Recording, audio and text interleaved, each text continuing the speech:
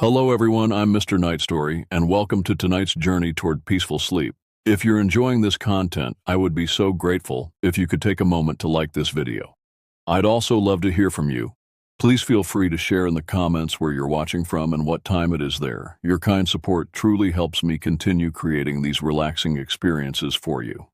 Now, please make yourself comfortable as we gently begin tonight's journey to restful sleep. I arrived in Sedona on the last Tuesday of October, when the summer heat had finally broken and the tourist season was winding down. The rental cabin I'd booked sat on the outskirts of town, a small A-frame with a view of the red rocks that glowed like embers at sunset. I'd been planning this trip for months, a solo hiking expedition to clear my head after a brutal year at work. My therapist had suggested it. Time alone, she said, to reconnect with myself away from the noise of the city. West Fork Oak Creek had been on my list for years. I'd seen countless photos online. Brilliant fall foliage reflected in crystal clear water, towering canyon walls that seemed to cradle the trail in their ancient arms. The reviews all mentioned the crowds, though, so I'd deliberately chosen late October, hoping the hordes of weekend warriors and Instagram seekers would have thinned out. That morning, I'd stopped at a small market on Highway 89A to grab water and trail mix. The place was cramped and dim, smelling of old wood and coffee that had been sitting too long on the burner. An older woman worked the register, her weathered hands moving mechanically as she scanned my items. She had that local look, sun-damaged skin, eyes that had seen too many seasons, a wariness that comes from living in a place where nature still makes the rules. "Hiking today?" she asked, her voice rough as sandpaper. "Yeah, West Fork," I replied, pulling out my wallet. "Supposed to be beautiful this time of year." Her hands paused. She looked up at me with an expression I couldn't quite read. Not concern. Exactly. Something harder than that. "You planning to be out there late?" "No, just a few hours. In and out before dark." She nodded slowly, then leaned forward slightly, her voice dropping. "Good. Don't be in that canyon after the sun drops behind the rim. Things out there, they call your name. They sound like people you know. But they're not." She held my gaze for a long moment. "If you hear your name and you're alone, don't answer. Just get out." I gave her what I hoped was a reassuring smile, the kind you give people who watch too many paranormal shows. "I'll be careful. I've done plenty of solo hiking." "I'm sure you have." She handed me my receipt, but didn't let go right away. "Just remember what I said. Be out before dark." As I left the store, I felt a prickle of unease that I immediately tried to rationalize away. Local color, I told myself. Every remote hiking area has its stories, tales meant to keep tourists cautious, to add a little thrill to their adventure. I'd heard similar warnings before, about everything from mountain lions to abandoned mines. Besides, I'd heard the word skinwalker thrown around in online forums, always in that breathless way people talk about urban legends they don't really believe in, stories to fill silence around campfires. But as I drove up 89A toward the trailhead, her words kept circling back. "They sound like people you know." The Call of the Canyon day use area was nearly empty when I pulled in around noon.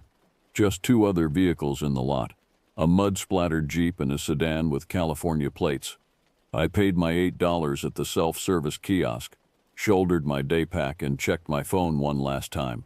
Full battery, but only one bar of service that flickered and died as I approached the trailhead. The little footbridge spanned Oak Creek just beyond the parking area, a sturdy wooden structure that thrummed slightly under my boots. The water below ran clear and cold, rushing over smooth stones worn down by centuries of current. I paused at the far end to tighten my bootlaces and adjust my pack straps, taking a moment to appreciate the view. Red canyon walls rose on either side, their faces striated with layers of geological time, rust and cream and burnt orange. Cottonwood trees lined the banks, their leaves turning that brilliant gold that only happens for a brief window each fall. The plan was simple and conservative. Follow Trail 108 for a few miles, shoot some long exposure photographs where the leaves gathered in the slow pools, maybe find a good spot to eat lunch, then turn around by 3:30 at the latest.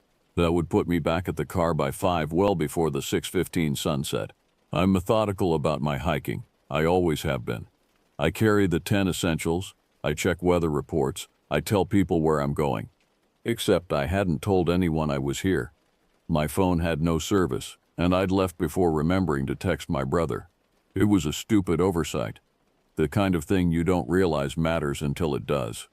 The first mile of trail lived up to its reputation. The path was wide and well maintained, packed dirt that showed the passage of countless boots. I crossed the creek 3 times in that first stretch, boulder hopping where I could, wading through ankle-deep water where I couldn't. The cold made me gasp at first, snowmelt from higher elevations still feeding the stream, even this late in the season. But it was invigorating, that shock of cold that makes you feel awake and alive. I passed the stone remnants of what a trail sign identified as the old Mayhew Lodge, built back in the 1920s when this canyon was someone's idea of a resort destination. Now just tumbled walls and a foundation being slowly reclaimed by moss and falling leaves. Something about abandoned places in the wilderness has always unsettled me, the way nature erases human effort so completely, so efficiently. We think we're permanent, but we're not. Beyond the ruins, the canyon began to narrow. The walls rose higher, boxing in the light, and the temperature dropped noticeably. I found myself pulling my fleece out of my pack earlier than I'd expected. The shade here had weight to it, a thickness that felt almost tangible. I told myself it was just the canyon effect. Cold air pooled at the bottom, cut off from direct sunlight for most of the day. I started counting crossings out of habit, a trick I'd picked up years ago to help pace myself and establish turnaround points. 1, 2, 3. The rhythm of it was soothing, meditative. By the 6th crossing, I was deep enough into the canyon that the sound of the highway had vanished completely, replaced by the constant murmur of water and the occasional scrape of wind through the cottonwoods. That's where I saw the tracks. The sandbar was broad and flat, positioned at a bend where the creek had deposited decades of fine sediment. Fresh boot prints traced across it, probably from hikers earlier that morning when I'd still been drinking coffee at my cabin. The treads were clear, recent, not yet softened by the wind. But it was the other tracks that made me stop. Elk tracks, large and deep, moved alongside the boot prints for several feet. 4-toed impressions pressed into the damp sand, each one sharp-edged and distinct. I'd seen plenty of elk sign before. I knew what they looked like. These were fresh too, probably from the previous night when the animals came down to drink. What bothered me was the way they pivoted. Midway across the sandbar, the elk tracks suddenly kinked. Not gradually, the way an animal naturally changes direction, but sharply. The hoof prints didn't blur or drag. They simply pointed in a different direction. All 4 hooves lifted and reset at an angle that didn't make sense for an animal's gait. Then they traced back the exact way they'd come, each print placed with uncanny precision beside its outbound twin. I crouched down, studying the pattern. The sand around the prints showed no scuff marks, no evidence of the animal stumbling or being startled. It was as if the elk had simply reversed its own footsteps, walking backward without turning around. A cold finger of unease traced down my back. I told myself the creek must have undercut the sandbar, distorting the prints in some way I wasn't seeing. Or maybe I was misreading the sign entirely. I'm not a professional tracker, but even as I rationalized it, some older part of my brain was sending warning signals that I couldn't quite silence. I stood and kept walking, but I found myself checking over my shoulder more often than I had before. The 7th crossing came quickly, and then the 8th. The canyon walls were close enough now that I had to crane my neck to see the rim. The light had that blue-gray quality of deep shade, and the temperature continued to drop. I could see my breath when I exhaled. That's when it happened the first time. I was standing knee-deep in the creek, angle-stepping across to avoid the deeper channel, when someone said my name. Not shouted, not whispered, just said it, clearly. From across the water, maybe 20 feet away, where a tongue of gravel met the far bank. The voice was my brother's. Not similar to his voice. Not a close approximation. It was, exactly, his voice. The specific timbre and rhythm. The way he lands hard on the last syllable like he's trying to get my attention without actually shouting. That slightly amused tone he uses when he's about to tell me I'm overthinking something. My head snapped up. I scanned the gravel bar, the brush beyond it, the shadows under the overhanging cottonwood roots. Nothing. No one. Hello? My voice sounded small in the canyon, quickly absorbed by the sound of rushing water. No response, just the creek, and the whisper of wind in the high branches, and my own pulse beginning to hammer in my ears. I stood there in the water for a long moment, waiting. My brother was 2 states away, sitting at his desk in a climate-controlled office, probably on his 3rd cup of coffee. He wasn't here. He couldn't be here. I hadn't told him I was coming to Sedona. The rational part of my brain immediately began constructing explanations. Sound does strange things in canyons. Echoes can carry for miles, bouncing off walls, bending around obstacles. Maybe there were other hikers somewhere ahead, and I'd heard a fragment of their conversation distorted by distance and stone. Maybe someone had called out a name that sounded like mine, and my anxious brain had filled in the rest. But I'd never heard an echo that perfect before, that intimate. My hands were shaking slightly as I pulled my phone from my pants pocket and moved it to my chest pocket, zipping it in securely. No service out here anyway, but I wanted it close. Accessible, a talisman against the sudden vulnerability I felt. I told myself I'd push on for another 15 minutes, just long enough to find a good spot for photos, and then I'd turn around. No reason to panic. No reason to let some acoustic trick ruin a beautiful hike. But I needed a marker, some way to test whether my paranoia was justified. At the next sandbar beside a thick cottonwood root that broke through the bank like a gnarled fist, I used the metal tip of my trekking pole to scrape a straight line in the damp sand. 6 inches long, perfectly straight, deliberate, a control mark. If it looked the same on my way back out, I'd know I was just being foolish. If it didn't, well, I'd deal with that then. I pushed on to the 9th crossing, then the 10th. At a slow mirror-calm pool backed by a sheer red wall, I stopped and pulled out my camera. The reflection was perfect, limestone cliffs and golden cottonwoods doubled in the still water. I set up my tripod with mechanical precision, trying to focus on the familiar ritual of photography. F-stop, shutter speed, composition, normal things. But my fingers were stiff with cold, and I kept looking over my shoulder. After 3 shots that I knew wouldn't be usable, my heart rate was too elevated, my hands too unsteady. I packed up my gear and started back. The sun had moved enough that the patches of direct light had shifted, and the shadows felt deeper, heavier. As I approached the 11th crossing, I heard voices behind me, distant but clear, 2 people talking. Their words too muffled to make out, but their tone casual, relaxed. Other hikers, normal people on a normal hike. The sound of them eased the tension in my shoulders slightly. Then the voices stopped, not faded with distance, just stopped, mid-sentence, as if someone had pressed a mute button. The silence that followed felt wrong, too complete. At the 11th crossing, I saw it, right in the center of my own boot print. The heel impression still crisp and clear where I'd stepped in the soft sand. Someone had placed 3 smooth creek stones. They were stacked one atop the other, still wet, balanced carefully on a single red cottonwood leaf. I stopped so abruptly I nearly lost my footing. I'd walked through this exact spot 60 seconds earlier, maybe 90.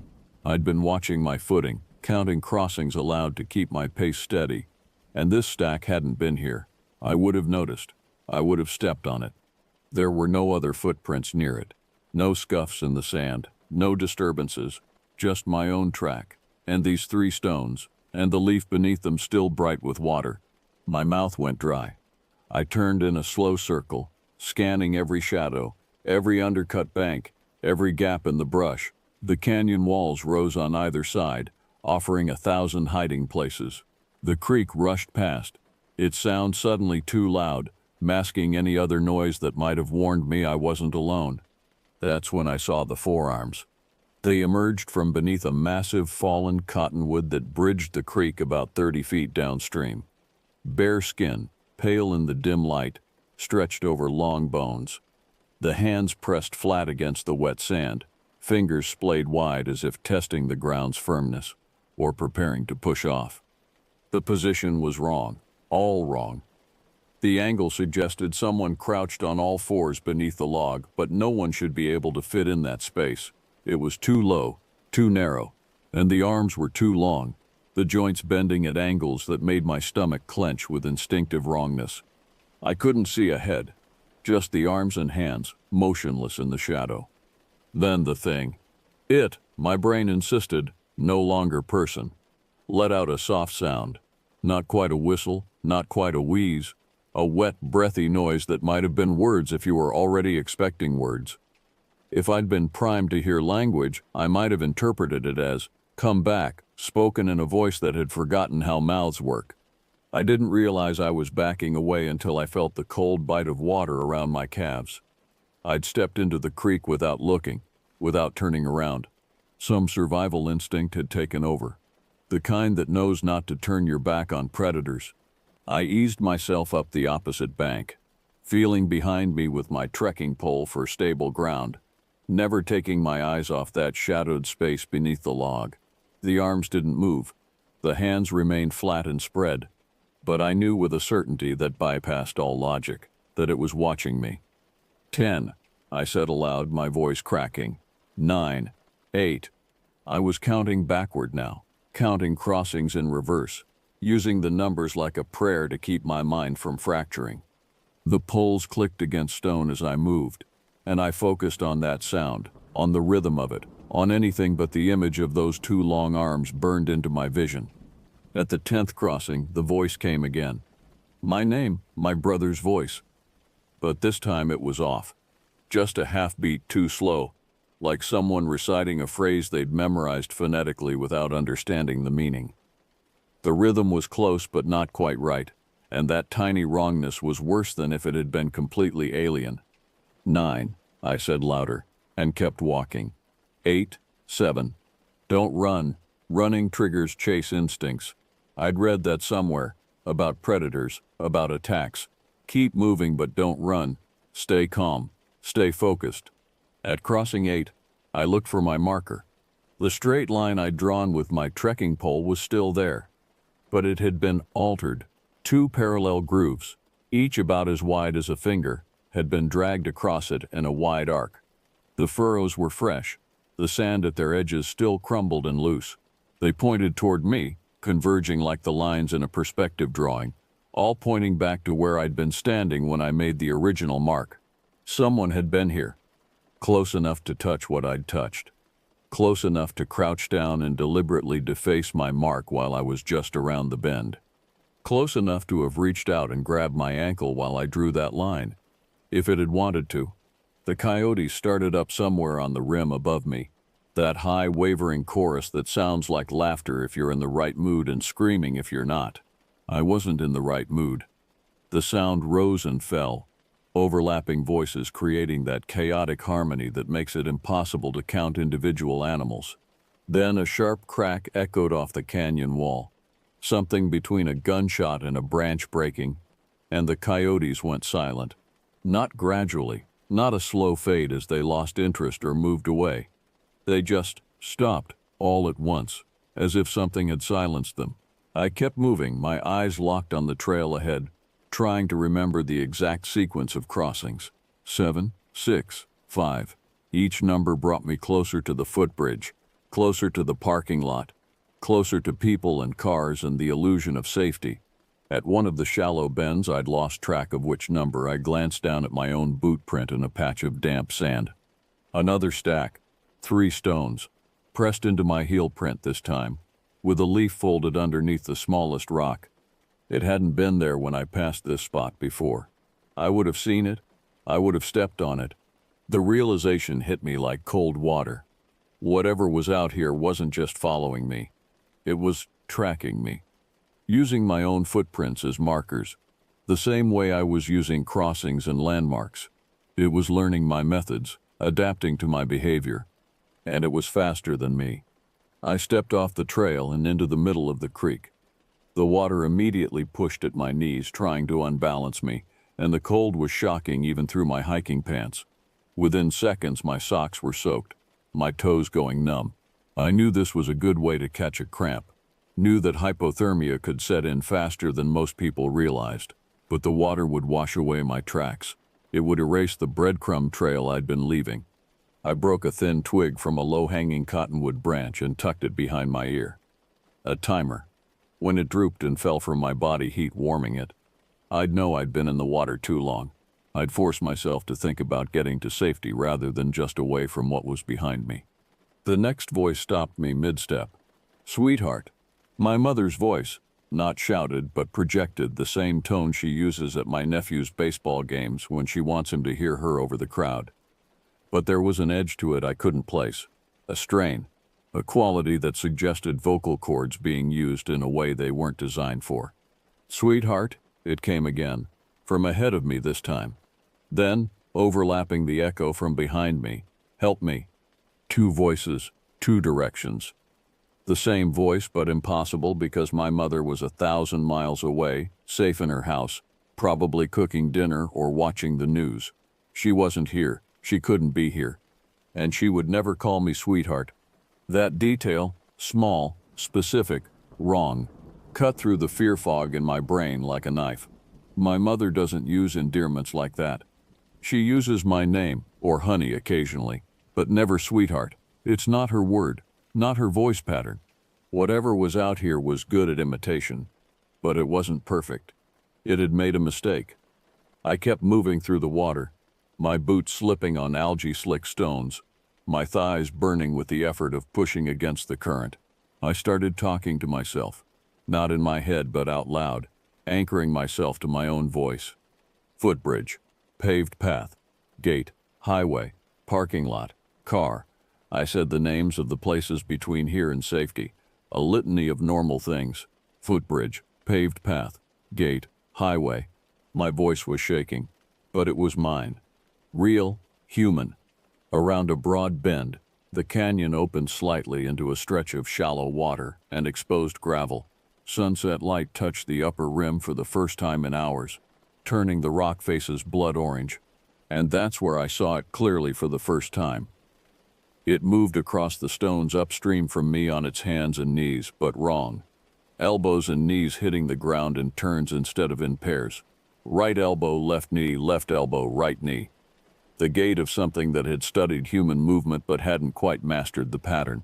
The shoulders and hips rose and dropped with each placement, creating a rolling, undulating motion that made my vision swim. It didn't splash. Despite moving through several inches of water, it made no sound beyond the soft click of joints bending, of bone moving against bone. The head turned as it moved, swiveling to track me while the body continued forward. The neck rotated too far, 30 degrees past what human anatomy allows. The face stayed in shadow, but I could see the general shape of it, almost right, almost human, but flattened somehow, as if all the proportions had been translated through a corrupted algorithm. I realized something then, standing hip-deep in frigid water with my muscles beginning to seize. It only made sound when I couldn't see it directly. Every time it had called my name, every time it had mimicked my family's voices, I'd been looking away, either around a bend or focused on my footing or scanning the brush on the opposite bank.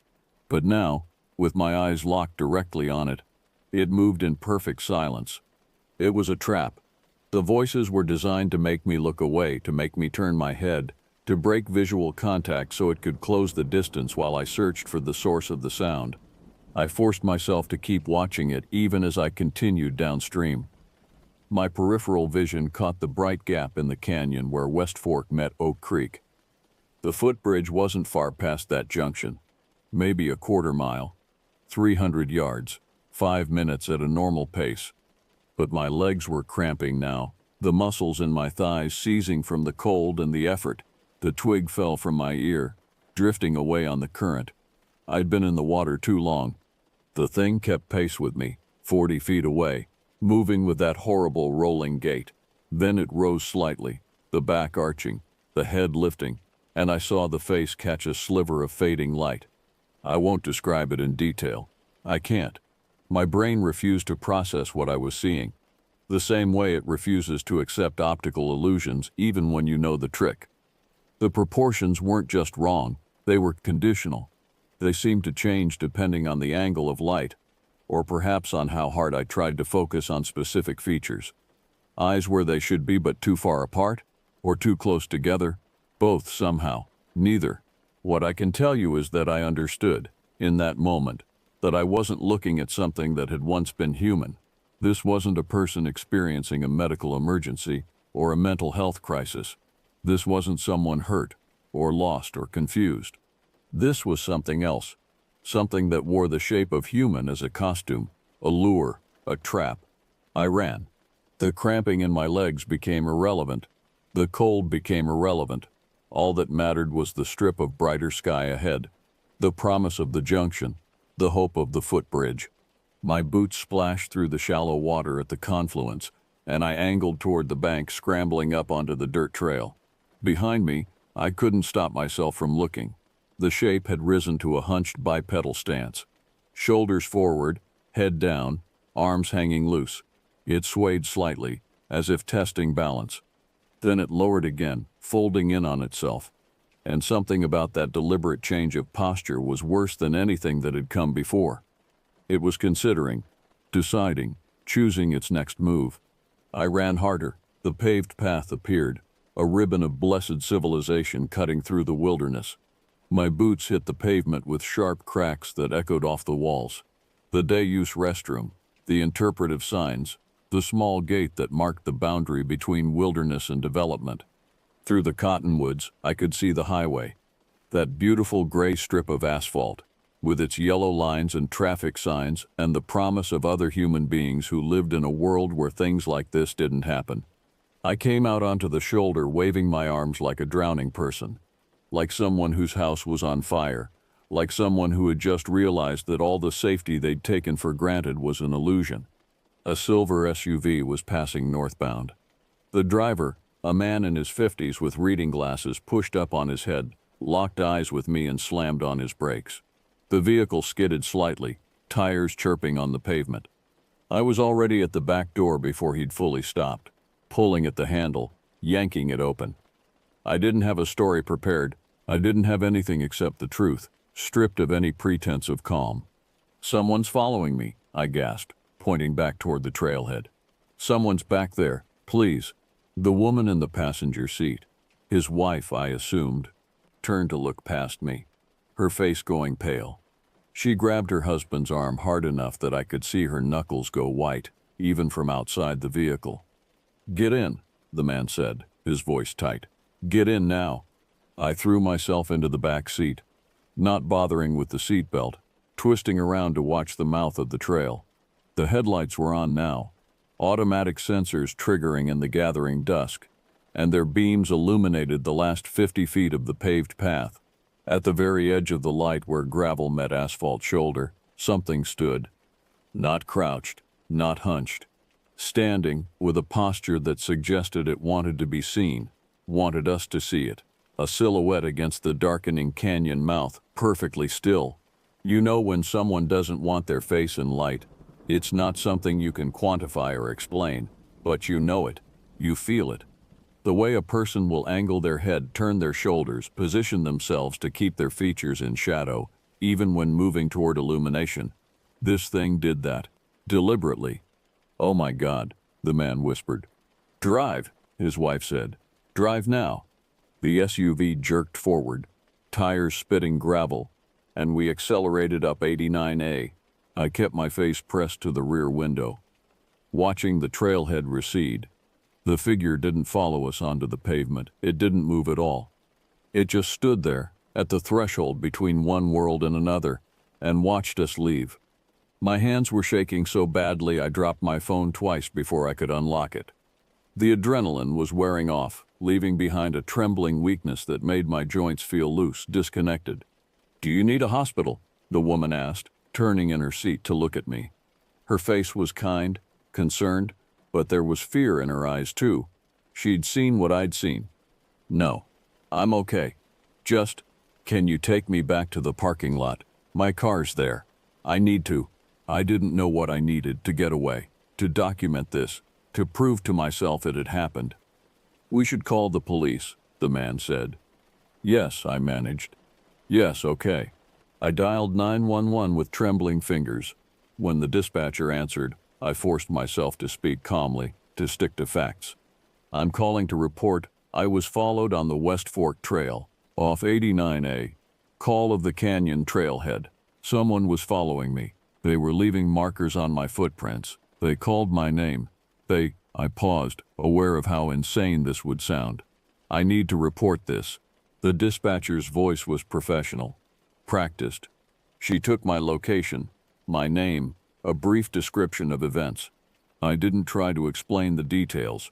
I didn't mention the way it moved, or the voices, or the face that wasn't a face. I just said, followed, markers, voices I recognized. Facts, concrete things. A deputy from the Coconino County Sheriff's Office met us in the day-used parking lot 20 minutes later. His cruiser's lights painted the cottonwoods red and blue. He took my statement standing beside his vehicle, writing in a notebook with careful block letters. "And you're certain you were alone on the trail?" he asked. I was alone when I started. But I gestured helplessly toward the canyon mouth. Something was out there. He nodded, his expression neutral. Cops are good at that, at not showing whether they believe you or think you're crazy. I'll do a pass with my lights on before you leave. Make sure nothing's obviously wrong. Thank you. He drove slowly through the parking area, his spotlight sweeping across the trees, the restrooms, the information kiosk. When he finished, he pulled up beside me and rolled down his window. Lot's clear, but I'd recommend you don't hike alone out here anymore, especially near dusk. We get bears sometimes, mountain lions. Wildlife can behave unpredictably. Wildlife. He was giving me an out, a rational explanation I could accept if I wanted to. I almost took it. Okay, I said, thank you. The couple had waited with me the entire time. Before they left, the woman squeezed my hand. Be safe, she said, and God bless you. I sat in my car for a long time after they drove away, just sitting in the driver's seat with the doors locked and the engine running. The heater blasted warm air that slowly thawed my numb feet. The deputy had told me to come back the next day in daylight to walk him to my car, to check for any damage or evidence of tampering. But the next afternoon, when I met him there, we found something I hadn't expected. On my rear quarter panel, the driver's side, facing the trail, there were smears in dried red sediment, handprints dragged through mud or clay, left to dry in the sun. The deputy crouched beside them, studying the patterns. "How tall are you?" he asked. 5'7". He frowned. "These are low, real low, like someone was crouched down," or he rubbed one with his thumb and the dried sediment stained his skin rust red, or on their hands and knees. He took photos for his report, documented the smears, measured their height from the ground, asked if I'd parked anywhere near mud or clay that might have transferred these marks. I hadn't. "I'll add it to the report," he said finally. "Classified as harassment. Suspicious person. If you have any other incidents, call it in immediately." I drove back to my cabin in a daze. That night I couldn't sleep, though I didn't use those words. I lay awake listening to every creak of the floorboards, every gust of wind against the windows. The porch light stayed on. I kept my phone on the nightstand, volume turned up, the emergency dial screen already open. It wasn't until the next morning, packing my things to check out a day early, that I thought to check my phone's apps. The voice memo app had recorded 5 minutes and 43 seconds of audio. I didn't remember starting a recording. I must have activated it accidentally when I shoved the phone into my chest pocket, fumbling with numb fingers. I almost deleted it without listening. Almost. Most of the audio was exactly what you'd expect. Running water, my jacket rustling with each gasping breath, the sharp scrape of my boots on stone. But at the 2-minute mark, clear as day, a voice called out my mother's name. Not my voice. I wasn't calling for her. This was someone else's voice, hoarse, strained, unpracticed, calling out the name of the woman who'd raised me, trying to summon her perhaps, or trying to summon me by using her as bait. At 4 minutes and 12 seconds, it happened again. Slightly different pronunciation this time, as if the speaker was testing variations, learning. I sent my mother a text. "Where were you yesterday afternoon around 3 p.m.? Her response came quickly. "At home. Why? Is everything okay?" "Everything's fine. Just checking. Love you." I didn't send her the audio. I don't know if I ever will. I emailed the file to myself and saved a copy to 3 different cloud services. I screenshotted the file properties, the timestamp, the length, the waveform visualization, and saved the deputy's incident number. The ranger who eventually returned my call about my follow-up questions logged it formally. Harassment, suspicious person. That's fair. That's factual. I don't have names or faces. I don't have explanations that make sense. A coworker of mine later. Someone whose grandmother was from a Navajo community near Flagstaff. Listened to my story one evening after work. She didn't interrupt, didn't ask questions. When I finished, she said one word, then stood up and left the break room. I didn't ask her to explain. These stories aren't mine to tell. I stopped recounting the funny version of this story at parties, the one where people wait for a punchline or a jump scare. There isn't one. There's just what happened, and the choices I made afterward. I refuse to hike West Fork near dusk now. If I go back and I haven't decided if I will, I'll go at noon with someone I trust, with a headlamp in my pocket and extra layers because the temperature drops fast in that canyon no matter what the forecast says. For a month after I got home, I left my porch light on every night. I answered calls from family members on speakerphone, checking their tone, their word choices, their rhythm, making sure it was really them. I didn't jump at my phone when it rang, but I stopped answering it immediately. I let it ring twice, 3 times, while I prepared myself for the possibility that the voice on the other end might be one I recognized but shouldn't trust. Nothing else called my name from my yard. No stones appeared on my porch steps. No muddy handprints dried on my car doors. If you're looking for the part where it follows me home, where this becomes an ongoing haunting, that chapter isn't here. Whatever was in that canyon stayed in that canyon. It had its territory, its hunting ground, and I'm not part of it anymore. If you want proof, I can offer what I have, the sheriff's incident number, the timestamp on the voice memo, GPS coordinates for the exact crossing where I found the stone stacks when I went back in daylight with the deputy. Photos of handprints on my car panel, still visible in the images even though I scrubbed them away with solvent that same afternoon. The rest is the part I'm asking you to believe, or not. If you go to West Fork and people will, because it's beautiful, because photos don't capture the menace that waits there, turn around earlier than you think you should. Count your crossings. Pay attention to your own markers. Stay out of the sand if something starts marking your prints. Don't leave traces for it to follow, to study, to learn from. And if the canyon gets personal, if someone you love starts calling you from 2 directions at once with a voice that's almost right but not quite, don't answer. Don't try to find them. Don't try to help. Walk the creek until you see the footbridge. Keep your eyes on the water and the way out. Move steadily, not frantically. Don't run until you're sure you can make it. I did all of this, and nothing followed me onto the highway. That's the only reason I'm alive to write this down. To post it as a warning, to hope that someone else will read it and choose differently. That's the only reason I'm here at all.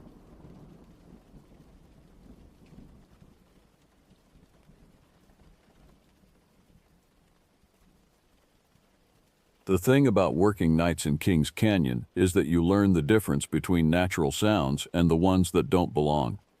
After 3 years as a ranger, I could tell you what every crack of a branch meant, could identify bird calls in my sleep, knew the rustle of deer through underbrush versus the heavier tread of black bears.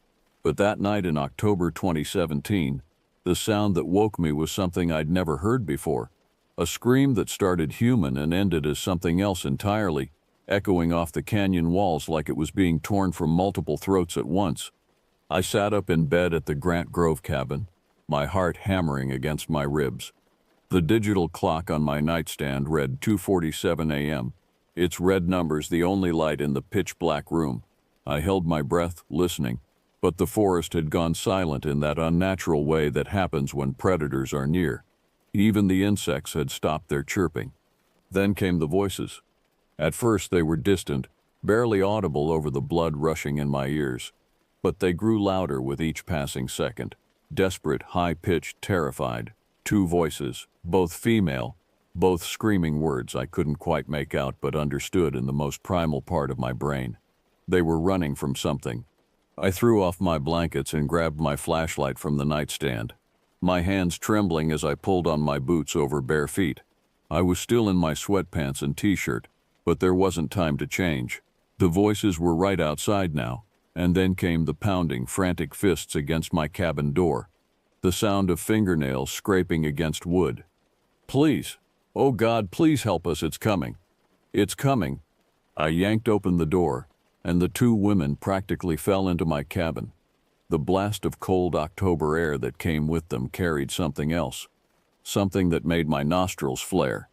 The metallic tang of fresh blood, and another smell underneath it, musky and wrong, like rot and wet fur combined. The beam of my flashlight swept across them. Both were in their mid-20s, wearing hiking clothes that were torn and muddy, but it was the one on the left that made my breath catch. She had a jacket tied around her shoulder, and even in the dim light I could see the dark stains spreading across the fabric. Blood, and a lot of it. She was pale, her lips tinged with blue, and she clutched her arm with a grip so tight her knuckles had gone white. "Inside, now," I said, stepping back to let them in. I slammed the door behind them and threw the deadbolt, then turned on the overhead light. The sudden brightness made all three of us wince, but it also revealed the full extent of the horror. The injured woman's jacket was soaked through, blood dripping onto my floor in steady drops. Her friend, a brunette with wild eyes and scratches across her face, was hyperventilating, her chest heaving as she looked back at the door like she expected it to burst open at any moment. "Sit," I commanded, pointing to my bed. The injured woman collapsed onto the floor instead, her legs giving out beneath her. Her friend dropped to her knees beside her, hands hovering uselessly over the wound, afraid to touch it. I grabbed my first aid kit from the cabinet and knelt beside them, my ranger training kicking in despite the fear crawling up my spine. "I'm Marcus," I said, trying to keep my voice steady. "I'm a park ranger. You're safe now. What's your name?" "Emma," the injured woman gasped. "And this is Sarah." Her voice was weak, thready. She was going into shock. "Okay, Emma, I need to see the wound. This is going to hurt, but I have to look." She nodded, her jaw clenched. I carefully unwrapped the jacket from her shoulder, and my stomach dropped. It was a bite wound, but not like any I'd ever seen. I'd dealt with bear attacks, seen what mountain lion teeth could do, even once treated a ranger who'd been bitten by a rattlesnake. This was different. The bite was massive, covering her entire shoulder, with deep puncture wounds that went down to the bone, but the pattern was wrong. The teeth marks were too large, too numerous, arranged in a semicircle that suggested a jaw nearly a foot wide, and the edges of the wound were ragged, like whatever had bitten her had tried to tear the flesh away rather than just pierce it. "What did this?" I asked, my voice barely above a whisper. Sarah looked up at me, and I saw something in her eyes that terrified me more than the wound itself. Absolute, unshakable certainty that she had seen something impossible. "We don't know," she said, her voice cracking. "We were camping at Azalea campground. We heard something moving around our tent around midnight, something big. We thought it was a bear, so we stayed quiet, stayed still like you're supposed to." She swallowed hard.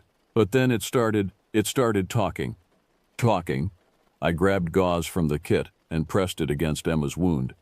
She hissed in pain but didn't pull away. "Not like words," Emma said through gritted teeth. "But it was making sounds, like it was trying to speak, like it was mimicking us from earlier, from when we were sitting by the campfire. It kept repeating the same phrases over and over in this wrong voice." A chill ran down my spine. I'd heard stories from other rangers, late-night tales shared in dark cabins about things in the park that didn't make sense, hikers who vanished without a trace, campers who fled in the night, leaving everything behind, strange vocalizations recorded on trail cams that sounded almost human but not quite. I'd always dismissed them as campfire stories, urban legends meant to scare rookies. "We tried to wait it out," Sarah continued, wrapping her arms around herself. "But it didn't leave. It circled our tent for almost an hour, getting closer, making those sounds. Then it started scratching at the fabric. I applied more pressure to Emma's wound, but the bleeding wasn't stopping. She needed proper medical care, needed stitches, maybe even surgery. My radio was on the table across the room, and I reached for it with my free hand. "And then?" I asked, pressing the call button. "This is Ranger Walker, at Grant Grove. I have a medical emergency. 2 civilians, one with severe trauma to the shoulder, requesting immediate medical evac." Static crackled back at me, then Tom's sleepy voice. "Copy that, Marcus. What's the nature of the trauma?" I hesitated, looking at the wound, at the 2 terrified women in my cabin, at the darkness pressing against my windows. "Animal attack," I said finally. "Possible bear. I need you to call it in and get here ASAP. Bring the medical kit and your weapon." "Roger that. ETA 5 minutes." I set down the radio and looked back at Sarah. "You were saying?" "The tent ripped open," she said, her voice hollow. "Not unzipped, ripped. And this thing reached in and grabbed Emma. I saw its hand, Marcus. It wasn't a paw, it was a hand, but wrong. Too long, with these black claws. It pulled her halfway out before I grabbed her legs and pulled back. We fought over her for what felt like forever, but was probably just seconds. Then it bit down on her shoulder, and she stopped, her whole body starting to shake. It looked at me," she finished in a whisper. "Right in the eyes, and I swear to God there was intelligence there. It knew exactly what it was doing. It wanted us to be terrified." Emma had gone quiet, her eyes fluttering closed. Her pulse was rapid and weak under my fingers. I elevated her legs and covered her with a blanket, trying to keep her warm, trying to fight the shock that was settling into her system. "How did you get away?" I asked. "I had a flare gun," Sarah said, "for emergencies. I managed to grab it from my bag and fired it right into that thing's face. It dropped Emma and ran off into the trees, and we ran. We didn't even grab our stuff, we just ran until we saw your lights." A bang on the door made all 3 of us jump. "Marcus, it's Tom." I rushed to the door and opened it to find my fellow ranger, a grizzled man in his 50s with more experience in these mountains than anyone else in the park. He took one look at the scene, and his expression hardened. "Jesus Christ," he muttered, setting down his medical kit and kneeling beside Emma. He'd been a combat medic in the Marines before becoming a ranger, and his hands moved with practiced efficiency as he assessed her injuries. "We need to get her to a hospital. This is beyond our ability to treat. Did you call for an evac?" "You just got here," I said, confused. "I mean air evac. Helicopter. This girl needs surgery." "Right, yes." My mind was foggy, struggling to process everything. I grabbed the radio again and made the call. The dispatcher said a helicopter would be there within 30 minutes, weather permitting. Tom had started an IV line and was pushing fluids, doing everything he could to stabilize Emma. While he worked, I pulled Sarah aside. "Where exactly were you camping?" "Site 12. We left everything there, our tent, our packs, everything." "And which direction did you run?" She pointed northeast. "We followed the road once we found it. We'd been hiking for maybe 20 minutes before we saw the cabin lights. I did the math in my head. If they'd been running scared through the dark, stumbling and panicking, their actual campsite was probably less than a mile away. Close, too close." Tom looked up at me, and I saw my own thoughts reflected in his eyes. We both knew what had to happen next. There was a wounded, aggressive animal out there, close to populated areas. Park protocol was clear. We had to locate and neutralize the threat. But looking at Emma's shoulder, at that impossible bite pattern, I wasn't sure what we were dealing with was actually an animal. "The helicopter will land at the clearing near the visitor center," Tom said. "I'll take these 2 down there and wait with them. You need to call this in to headquarters, get a team assembled." "We should wait until daylight," I said. But even as the words left my mouth, I knew they wouldn't fly. Whatever did this to her is injured and aggressive. It's not going to wait until morning to attack someone else. Tom's voice was firm, the voice of someone who'd seen combat, who knew that hesitation could cost lives. He was right. But every instinct I had was screaming at me that this was wrong, that we were in over our heads. "I'll call it in," I said. "We'll get a team together and do this right." By the time the helicopter lifted off with Emma and Sarah, the sky had just begun to lighten with the first hints of dawn. The pilot had taken one look at Emma's wound and gotten her loaded in record time, not asking questions, just doing his job. But I'd seen the unease in his eyes as he'd looked at those bite marks. He'd known, just like Tom and I knew, that something wasn't right. 30 minutes later, 6 of us were gathered in the park headquarters building, a small wooden structure that served as our operations center. Besides Tom and me, we had Rangers Linda Chen, Mike Rodriguez, and the park's wildlife specialist, Dr. Jennifer Hawks. We'd also called in Sheriff's Deputy Carl Morrison from Three Rivers, who had experience with dangerous animal situations. I'd laid out the photos I'd taken of Emma's wound on the conference table, and everyone was studying them in grim silence. "That's not a bear," Dr. Hawks said finally. She was a woman in her early 40s with steel gray hair and the kind of scientific mind that didn't jump to conclusions. If she said it wasn't a bear, it wasn't a bear. The bite radius is too large and the tooth pattern is all wrong. Bears have 42 teeth, but this, she pointed to the puncture wounds, this has too many contact points and they're too evenly spaced. "Could it be a mountain lion?" Deputy Morrison asked, though his tone suggested he already knew the answer. "No, cougars have different dentition entirely, and they don't bite like this. They go for the throat or the back of the neck. They're ambush predators, not confrontational." Dr. Hawks set down the photos and looked around the table. "I can't identify this bite pattern. It doesn't match any large predator native to California." "Then what are we dealing with?" Linda asked. She was the newest ranger on our team, only 6 months on the job, and I could see the fear creeping into her expression. "I don't know," Dr. Hawks admitted. "But whatever it is, it's dangerous and it's injured. The flare gun Sarah fired would have caused damage, possibly to the face or eyes. That makes it unpredictable." Tom leaned back in his chair, his arms crossed. "The girl said it was making sounds, trying to talk." "Many animals can mimic sounds," Dr. Hawks said. But she didn't sound convinced. Ravens, jays, even some mammals. But that level of sophistication, trying to mimic human speech patterns. She didn't finish the sentence. She didn't need to. "We need to get out there before full sunrise," I said, standing up. "Site 12 at Azalea Campground. We find this thing, we track it, and we neutralize it. We go in teams of 2, maintain radio contact, and nobody goes off alone. Understood?" Everyone nodded. Deputy Morrison handed out ammunition. We'd all be carrying rifles loaded with slugs, enough stopping power to drop a bear. I hoped it would be enough. We drove to Azalea Campground as the sun finally crested the eastern mountains, painting the sky in shades of orange and pink that seemed obscenely beautiful given what we were about to do. The campground was mostly empty this time of year, with just a handful of tents scattered among the sites.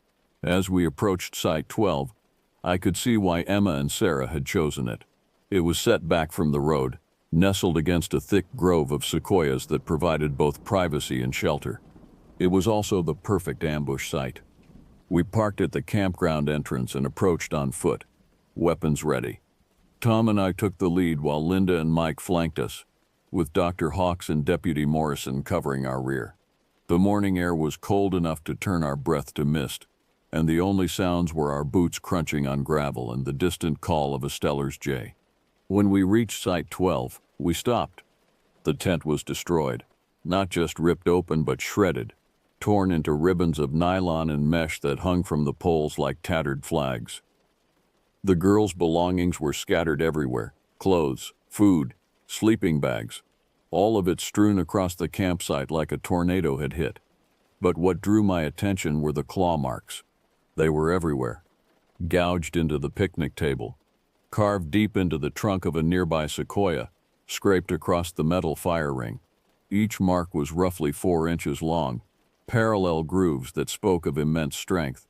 "Look at this," Dr. Hawks called out. She was crouched near the tent, examining something in the dirt. We gathered around her. Footprints, dozens of them pressed into the soft earth. But they were wrong, all wrong. They were roughly human-shaped, a heel, a ball, 5 toes.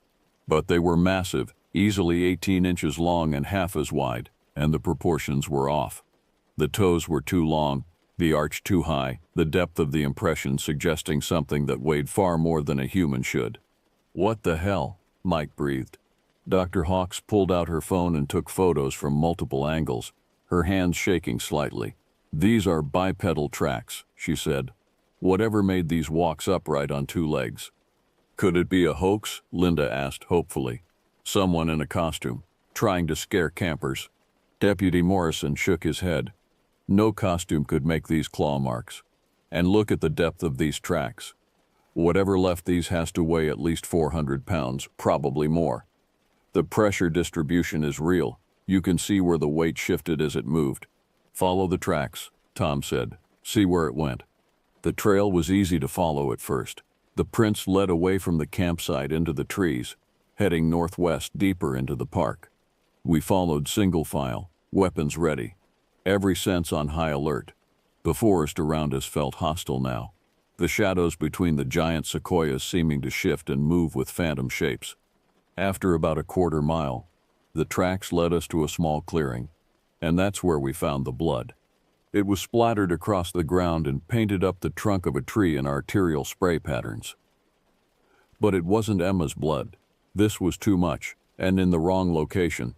Something else had died here recently. "Deer," Dr. Hawks said, kneeling beside what remained of the carcass. It had been torn apart with savage efficiency, the meat stripped from the bones, the organs missing entirely. "Female black-tailed, maybe a year old, killed within the last few hours." "It fed," Tom said grimly.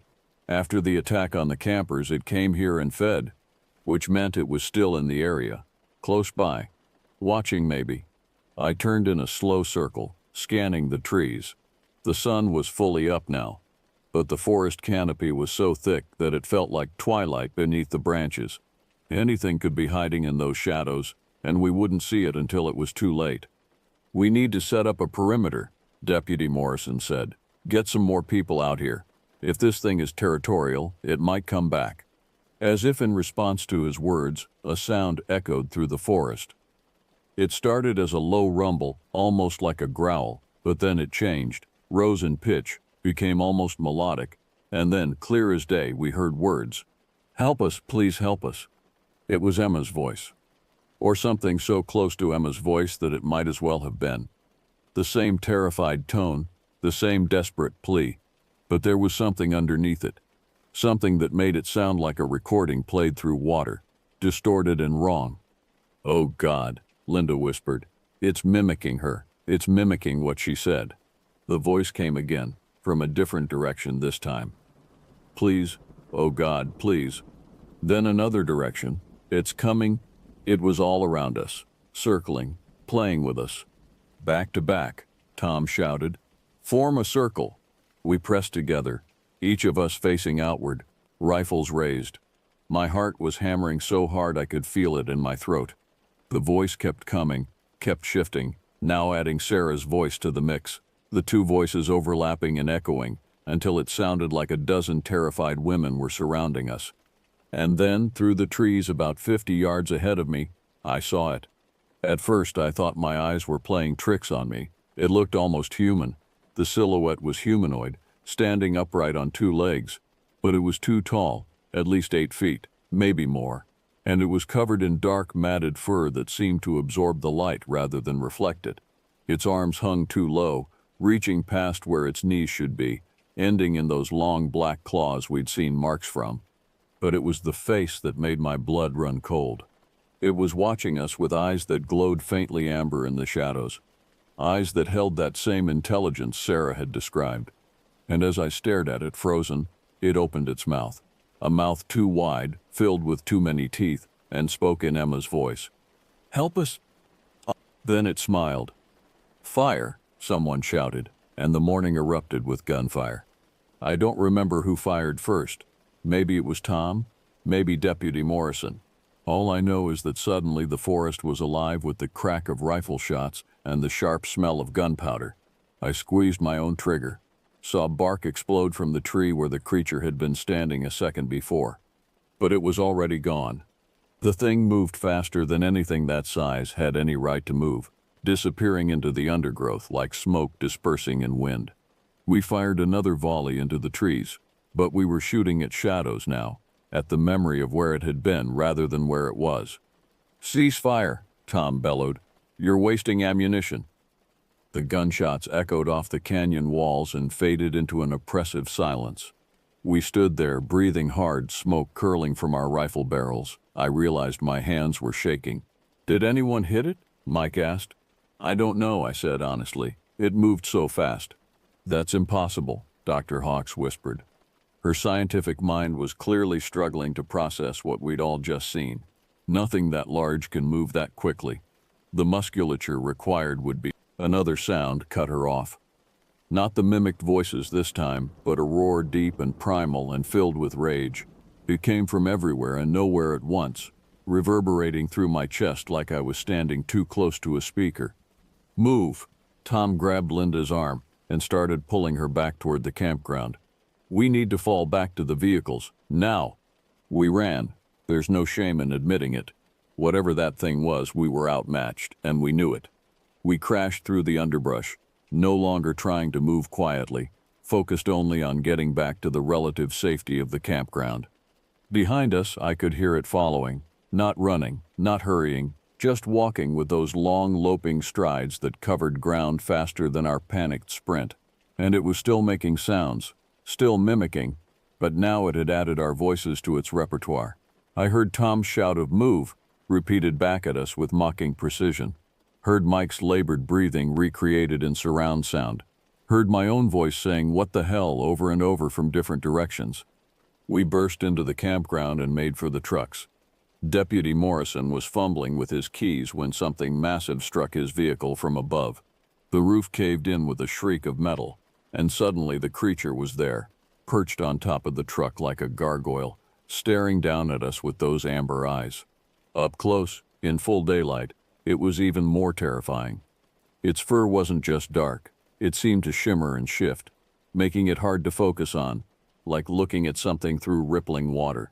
Its face was a nightmarish blend of human and ape, with a protruding snout filled with irregular teeth that looked like they'd been sharpened on stone. Dried blood crusted its mouth and chest, and I could see a burn mark across one side of its face where the flare gun must have struck it. "Spread out," I yelled, and we scrambled away from the vehicle. The creature's head swiveled to follow us, that unsettling grin never leaving its face. Dr. Hawks was closest to it when it jumped.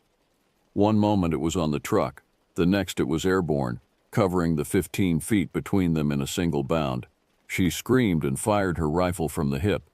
The shot went wide, but the muzzle flash made the creature recoil, giving her time to roll away. It landed where she'd been standing, and I finally got a clear shot. I aimed for center mass and squeezed the trigger. The slug caught it in the shoulder, and black blood sprayed across the gravel. The creature howled, a sound of genuine pain this time, not mimicry, and whirled toward me. For a moment that stretched into eternity, we locked eyes. And in that moment, I understood what Sarah had meant about the intelligence she'd seen. This wasn't an animal. This was something else, something that thought and planned and understood exactly what it was doing to us. Then Tom's rifle barked twice, and the creature jerked as both rounds found their mark. It dropped to all fours, that too long reach making it look spider-like, and bounded away into the trees, moving impossibly fast despite its injuries. We didn't chase it. We stood there, weapons trained on the tree line, waiting for it to come back. Minutes passed, 5, 10. The only sounds were our ragged breathing and the drip of black blood from Deputy Morrison's destroyed truck. "Is everyone okay?" Tom finally asked. We checked ourselves. Scratches, bruises, ringing ears from the gunfire, but no major injuries. We'd gotten lucky. "We need to evacuate the park," Dr. Hawk said. Her face was pale but determined. "Get everyone out of here until we can bring in a proper team to deal with this." "What is it?" Linda asked, her voice small. "What did we just see?" Dr. Hawks looked at the blood on the ground, then at the claw marks on the truck, then back at the forest. When she spoke, her voice was carefully neutral, the voice of a scientist trying to make sense of the impossible. I don't know. The Native American tribes who lived in this area had stories about a creature they called Ciatco, a wild man of the woods who stole people and mimicked voices. The Spanish explorers wrote about something similar in their journals, something they called El Salvaje. Every culture that's lived in these mountains has had legends about something like this. She paused. I always thought they were just stories, myths to explain disappearances and strange sounds in the night. And now? Deputy Morrison prompted. Now I don't know what to think. We made it back to headquarters and immediately began the evacuation. Every camper, every visitor, everyone in the park was told to leave. We didn't tell them why, just cited a dangerous animal situation and a temporary closure. Within 3 hours, Kings Canyon was empty of civilians. But we stayed. Along with a team from Fish and Wildlife, 2 FBI agents who specialized in unusual cases, and a group of academics who'd been studying cryptids for years. They set up equipment, trail cameras with motion sensors, audio recording devices, even thermal imaging. They treated the whole thing like a scientific expedition, which I suppose it was. For 3 days, we hunted. We found more tracks, more signs of its presence. We found 2 more kill sites, a coyote and a bobcat, both torn apart with the same savage efficiency, but we never saw the creature again. On the 4th day, we found its den. It was deep in the backcountry, miles from any trail, hidden in a crevice between 2 massive granite boulders. The smell hit us first, a mixture of rot and musk so strong it made my eyes water. Inside we found bones. Dozens of them, maybe hundreds, ranging from small animals to something uncomfortably human-sized. We found scraps of clothing too, some of them decades old based on the style. And we found it. It was dead, curled in the back of the den like it had crawled there to die. The wounds we'd inflicted had gotten infected, and without modern medicine, sepsis had done what our bullets couldn't. Even in death, it was terrifying. 8.5 feet tall, weighing close to 600 pounds according to the team who moved it. The scientists took samples, measurements, photographs. They debated what to call it: Gigantopithecus, though that was supposed to be extinct; Sasquatch, though that was supposed to be myth. In the end, they just cataloged it as an unknown species and quietly moved it to a facility somewhere for further study. The official report listed it as a bear attack. The park reopened 2 weeks later. Emma recovered, though she still has nightmares and a vicious scar on her shoulder. Sarah refused to ever go camping again. And me, I transferred to a different park the following spring. I told myself it was for career advancement, but the truth is I couldn't stand those mountains anymore. Couldn't stand the shadows between the trees or the sounds in the night.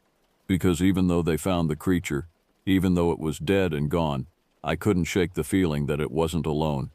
Sometimes, late at night, I still hear those mimicked voices, Emma's plea for help, Sarah's terrified screams, my own voice shouting warnings. And I wonder if there are others out there in the deep wilderness, others that learn to watch and wait and use our own voices against us. I wonder, but I don't go looking for answers anymore.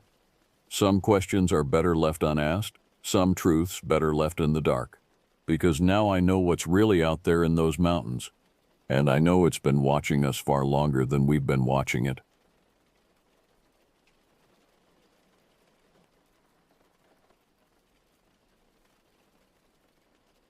The fog that morning clung to the heather like something alive, wrapping itself around every branch and stone until the landscape became a gray maze of half-seen shapes. I stood at the edge of what would be my home for the next 3 weeks, breathing in air so clean it almost hurt my city-accustomed lungs. The silence was absolute, not the humming quiet of urban life, but the kind of stillness that makes you aware of your own heartbeat. My name is Leonard Finnegan, and in September 2012, I found myself deeper in the Scottish Highlands than I'd ever imagined I'd go. As a freelance geologist, I'd grown accustomed to remote locations, but this commission felt different. The mining company's representative had been unusually vague about the specific minerals they expected me to survey, mentioning only rare earth deposits of significant commercial potential in an area that hadn't been properly mapped since the 1960s. The drive from Inverness had taken 4 hours through increasingly narrow roads until I'd reached the dirt track that brought me here, a valley nestled between two imposing ridges, their peaks lost in the low-hanging clouds. My Land Rover sat parked beside a stream that chattered over moss-covered stones, the only sound in the vast emptiness. I began unpacking my equipment with practiced efficiency. Rock hammers of various sizes, sample bags, pH testing kit, portable spectrometer, and my trusted Brunton compass. Each tool had its place in the systematic routine I'd developed over 15 years of field work. But as I set up my tent in a clearing beside the stream, something felt wrong. Not obviously wrong, just a persistent unease that settled in my stomach like a cold stone. The first 3 days passed without incident.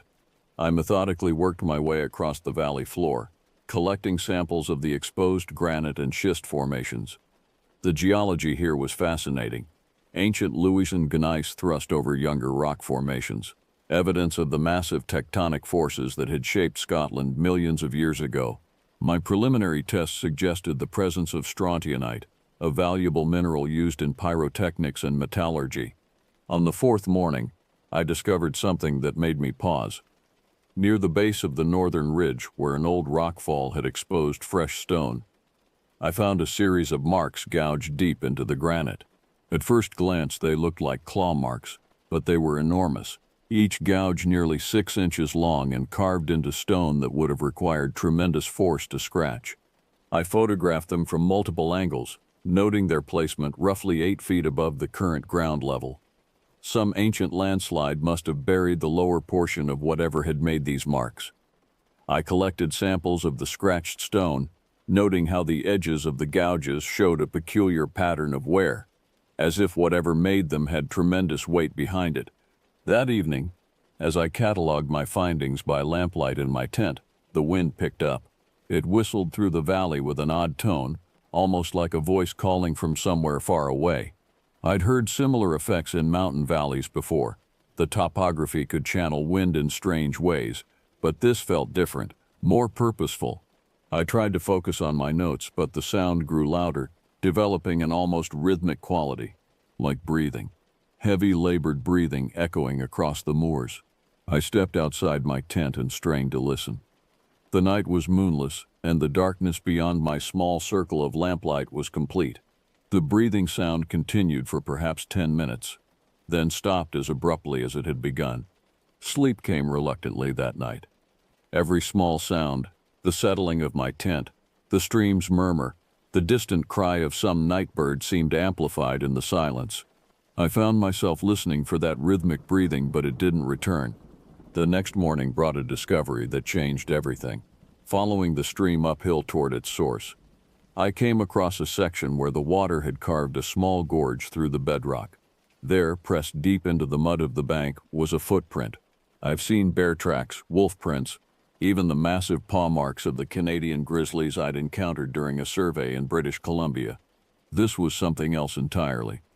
The print measured nearly 18 inches from heel to toe, with 5 distinct toe marks ending in what appeared to be claw impressions. But the proportions were all wrong for any known animal.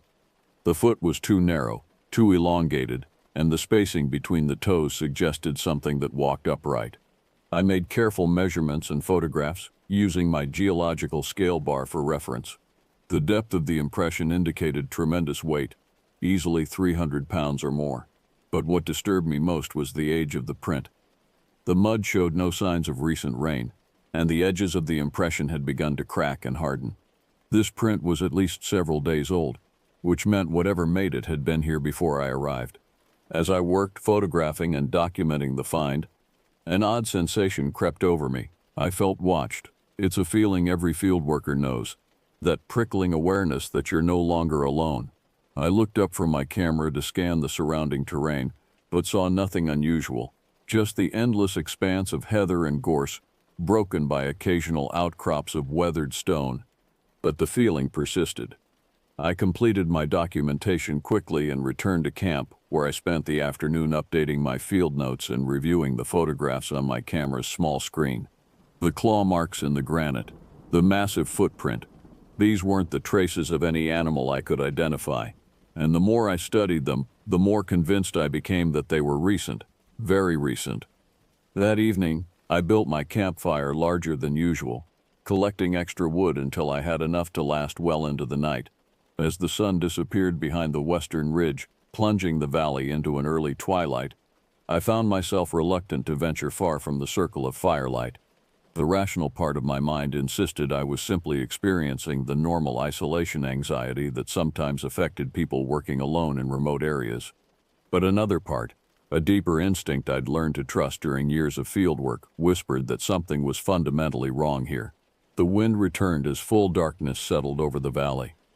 This time, the sound it made was unmistakably like voices, not the random howling of air through rock formations, but deliberate, wordless vocalizations that seemed to circle my camp. I added more wood to the fire and checked my satellite phone. No signal, as expected in this deep valley, but the device would work on higher ground if I needed to call for help.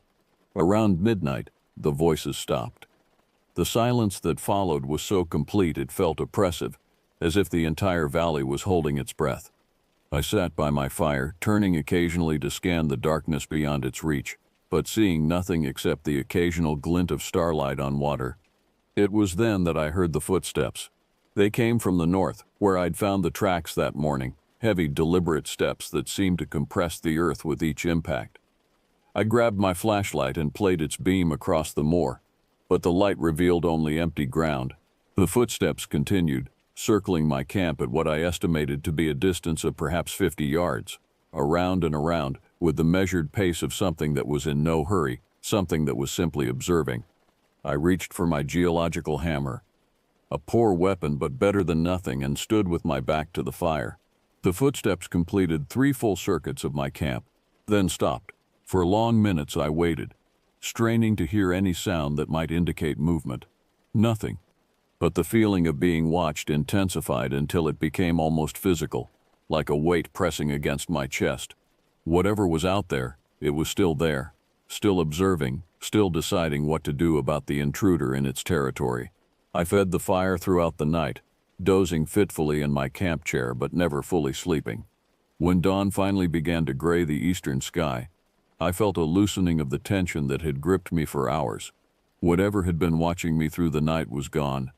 But as I prepared my morning coffee, I noticed something that made my hands shake as I poured the water. Around my camp, pressed into the soft earth near the stream, was a complete circle of the massive footprints. Whatever had made them had indeed circled me repeatedly during the night, coming much closer than I'd realized, close enough that I should have been able to see it clearly in my flashlight beam.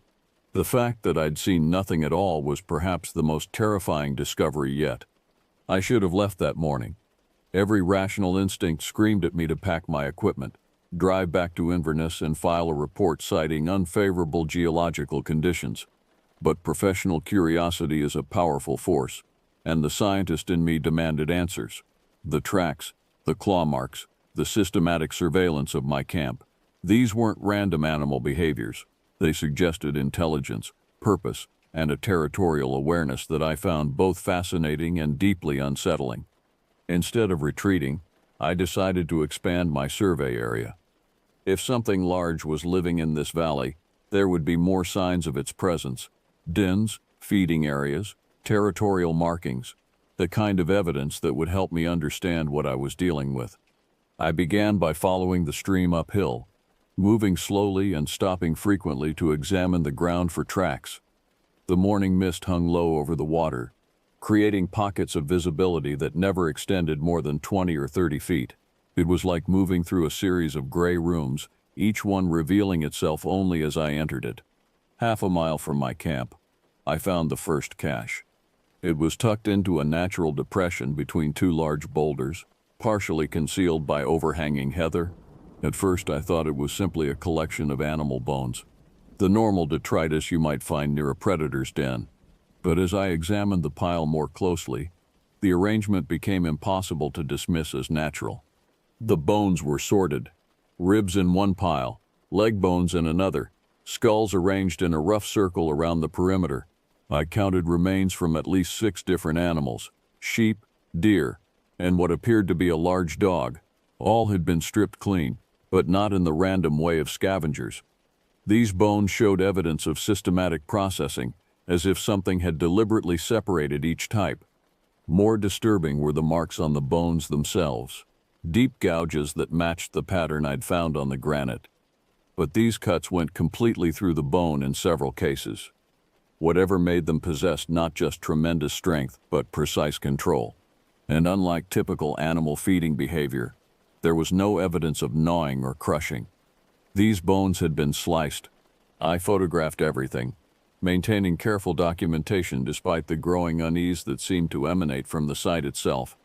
The air here felt thicker, harder to breathe, and I found myself constantly looking over my shoulder despite the limited visibility. As I worked, the mist began to clear, revealing more of the surrounding terrain.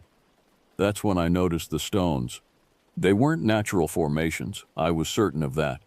Someone, or something, had arranged them in deliberate patterns across the slope above the bone cache. Rough circles, lines that seemed to point toward specific landmarks, and in the center of it all, a crude but unmistakable spiral carved into a large flat stone. The arrangement reminded me of ancient Celtic stone circles, but this was clearly much more recent. The stones showed no weathering, no lichen growth, and the carved spiral had sharp, fresh edges. This marker system had been created within the last few months, possibly weeks. I spent 2 hours documenting the site, taking measurements and GPS coordinates despite knowing my satellite phone couldn't transmit from this location.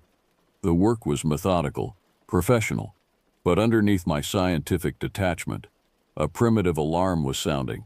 This wasn't the work of any animal I knew, and it certainly wasn't the result of human activity. No hiking trails led to this remote valley, and the mining company had assured me that no other survey teams were operating in the area. The mist had fully lifted by the time I finished, revealing the full scope of the stone arrangements. They extended much further than I'd initially realized, forming a complex pattern that covered nearly an acre of the hillside. From my elevated position, I could see that the markers formed a rough map of the valley, with the spiral stone positioned exactly where my camp was located far below. Something had been mapping the territory, and it had marked my location with particular significance. I made my way back toward camp, but took a longer route that would allow me to examine more of the valley's perimeter. The feeling of being observed had returned, stronger now, and I found myself moving faster than normal, eager to reach the relative security of my campsite. It was while skirting the edge of a small copse of birch trees that I encountered the second watcher. I caught sight of it first as movement in my peripheral vision, a dark shape shifting between the pale trunks. I turned quickly, raising my camera, but saw nothing except empty woodland, yet the impression of size and bulk remained, as if something massive had simply stepped out of view at the exact moment I looked directly at it. I approached the trees cautiously, examining the ground for tracks. The earth here was softer, covered with fallen leaves and moss, and it took only moments to find what I was looking for. More of the enormous footprints, but these were different from the ones I'd found by the stream, deeper, fresher, and spaced wider apart, as if whatever made them had been running. Following the trail deeper into the copse, I discovered something that stopped me cold. Claw marks on the birch trees, but not random scrapes. These were deliberate cuts, carved at precisely the same height on tree after tree, forming a line that led deeper into the woods. It was unmistakably a trail marker, and it was leading me somewhere specific. Every instinct told me to turn back, but scientific curiosity drove me forward. I followed the marked trees for perhaps 100 yards until the copse opened into a small clearing. In the center stood a single massive birch, its trunk easily 4 feet in diameter, and its bark covered with an intricate pattern of carved symbols. The carvings were fresh, made within days at most, and they depicted scenes that made my skin crawl. Crude but unmistakable images of human figures, surrounded by much larger shapes that seemed to be hunting them. At the base of the tree, the ground was disturbed, as if something heavy had been dragged through the soft earth repeatedly. I documented everything with my camera, but my hands were shaking now, and several of the photographs came out blurred. The clearing felt wrong in a way I couldn't articulate. Not just empty, but actively hostile, as if my presence here was a violation of something sacred and dangerous. As I prepared to leave, I heard it. A low, rumbling sound that seemed to come from the earth itself. Not quite a growl, not quite a moan, but something that spoke of pain and rage and ancient hunger. The sound went on for nearly a minute, rising and falling like the breathing I'd heard the night before, but much closer, much more immediate. I ran. The professional composure I'd maintained all morning abandoned me completely as I crashed through the underbrush. Driven by a panic so pure and instinctive it left no room for rational thought. Behind me, the sound continued, joined by others, heavy footsteps breaking branches, and what might have been voices calling to each other in no language I recognized. I didn't stop running until I reached my camp, and even then I couldn't shake the certainty that I was being followed. I grabbed my binoculars and climbed onto the roof of my Land Rover, scanning the tree line from which I'd emerged. For several minutes I saw nothing. Then, just as I was beginning to convince myself that panic had gotten the better of me, I spotted movement. 3 dark shapes, much larger than any known Scottish wildlife, stood motionless among the trees. They were watching me, waiting, and even at this distance I could sense an intelligence in their stillness that was more unsettling than any aggressive display would have been. I watched them for 20 minutes, during which they never moved, never shifted position, never gave any sign of life except for their unblinking observation of my camp. Then, as suddenly as they'd appeared, they melted back into the forest, leaving me alone with the growing certainty that my presence here had attracted something far more dangerous than I'd imagined. That afternoon I made a decision that would have seemed cowardly a week earlier, but now felt like simple survival. I began preparing to abandon the survey. But as I packed my equipment, I discovered that my Land Rover's tires had been slashed. All 4 of them, cut with such precision that they were beyond any hope of repair with my emergency kit. I was stranded in the valley with whatever was hunting me. As evening approached and I prepared for what I suspected would be my last night alone in the wilderness, I found myself thinking about the legends I'd heard in the village where I'd bought supplies.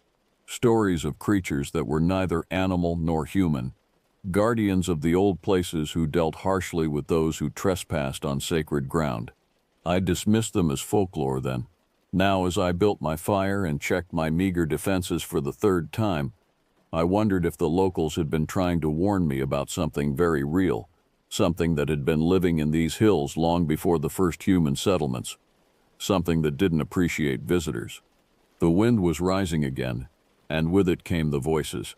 The voices began just after sunset, emerging from the growing darkness like whispers from some fevered dream. But tonight they were different, closer, more distinct, and unmistakably coordinated. I counted at least 3 separate vocal sources, positioning themselves at different points around my camp, and the sounds they made carried an intelligence that chilled me more than any animal cry could have. They were communicating with each other. I sat hunched over my fire, feeding it constantly to maintain a barrier of light against the encroaching night. My geological hammer lay across my knees, and I'd arranged every piece of sharp equipment I owned within easy reach. The rational part of my mind kept insisting that I was overreacting, that these were simply unknown animals following normal territorial behaviors. But the evidence of my own senses told a different story. The creatures, for I could no longer think of them as anything else, were conducting a coordinated hunt. The vocalizations moved in a clear pattern, circling my camp in a slow spiral that drew incrementally tighter with each pass. They weren't random sounds but structured communication, with distinct call and response patterns that suggested planning, strategy, and intelligence. When one voice stopped, another would answer from a different direction, maintaining constant audio contact while they maneuvered. Around 10 o'clock, the sound stopped entirely. The silence that followed was more terrifying than the voices had been. At least while they were calling, I knew where they were. Now they could be anywhere, moving through the darkness with a stealth that made my skin crawl.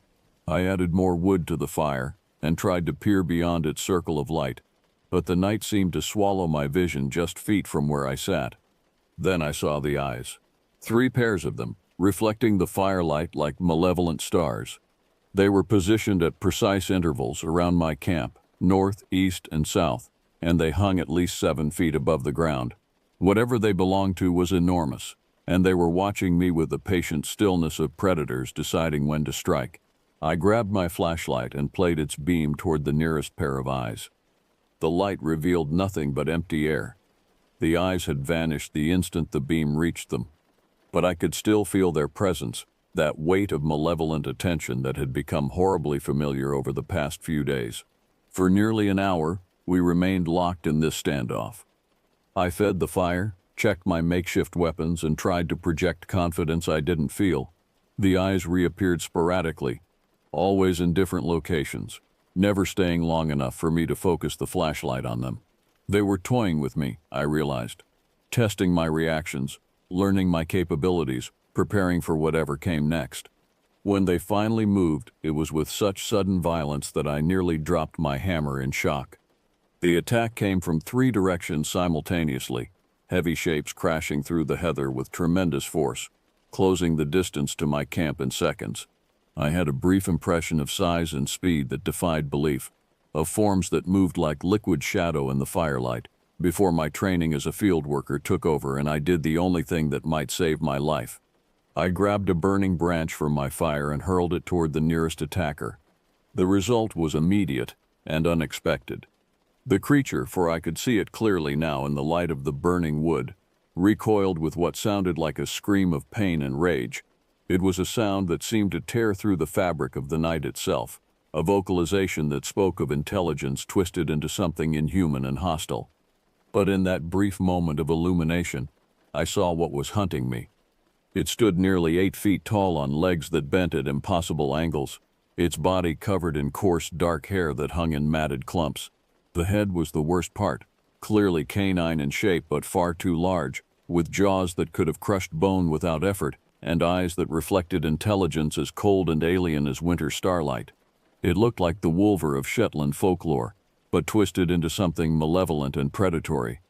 The creature's companions melted back into the darkness as their leader retreated, but I could hear them regrouping, circling again, preparing for another approach.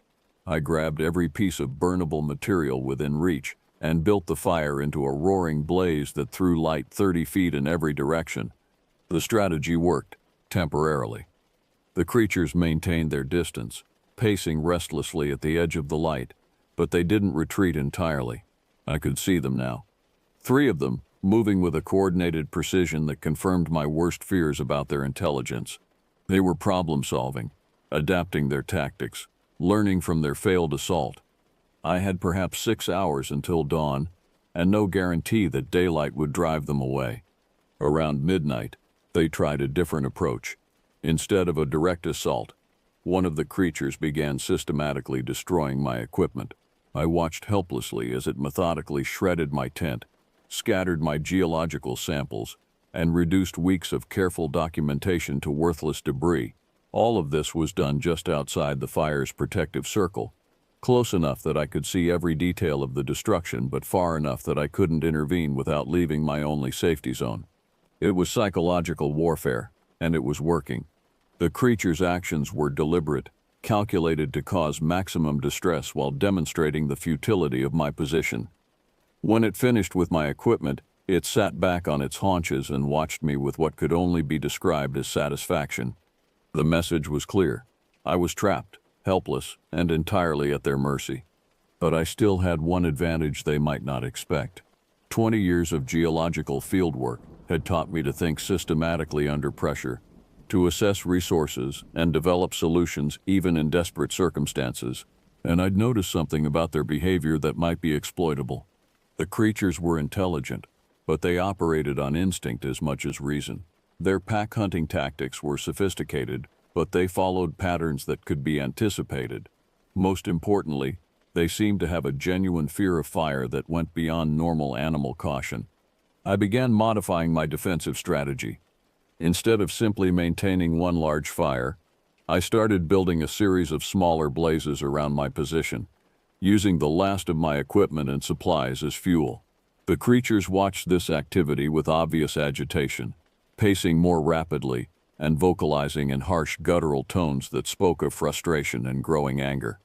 When I began throwing burning brands toward them, their agitation turned to open hostility.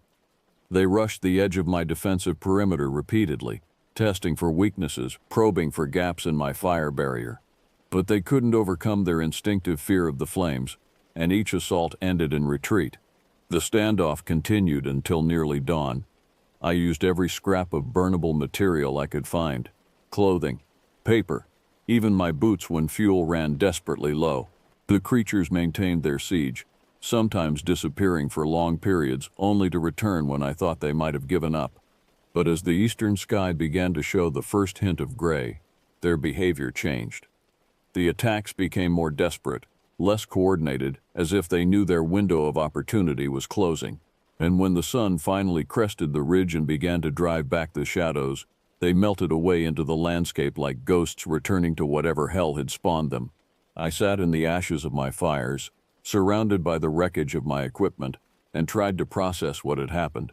I was alive, which seemed miraculous given the circumstances, but I was also stranded in a remote valley with creatures that had demonstrated both intelligence and hostile intent, and my supplies were largely destroyed. Walking out was my only option, and that meant crossing territory they clearly considered their own. As I began salvaging what little equipment I could from the wreckage, I found myself thinking about the stone markers I'd discovered the day before, the spiral symbol that marked my camp's location, the territorial boundaries implied by the arrangement. These creatures weren't just random predators. They were guardians of something, protectors of an ancient claim to this land that predated human occupation by countless generations. I'd violated their territory, and they'd responded with the controlled violence of intelligent beings defending their home. The question now was whether they would allow me to leave, or if my trespass had marked me for death regardless of my intentions. I gathered my few remaining supplies and began the long walk toward the valley's mouth, where I hoped to find enough mobile phone signal to call for help. Behind me, I could feel their eyes watching from the shadows, tracking my movement, measuring my vulnerability. The hunt, I realized, was far from over. The walk out of the valley nearly killed me before I'd gone 2 miles. What should have been a straightforward hike across familiar terrain became a nightmare of misdirection and pursuit. Every game trail I followed led to dead ends or circled back on itself. Landmarks I'd noted during my survey seemed to have moved, and my compass spun wildly, unable to find magnetic north. It was as if the landscape itself had turned against me, determined to keep me trapped within the creature's territory. By midday, I was lost, exhausted, and beginning to suspect that what I was experiencing went beyond simple disorientation. The creatures were hurting me, using subtle pressure and misdirection to guide my path, always keeping me within their domain while making escape seem possible. It was psychological manipulation on a level that suggested not just intelligence but cunning. When I finally stumbled onto the single-track road that led to the nearest village, I collapsed beside it and wept with relief.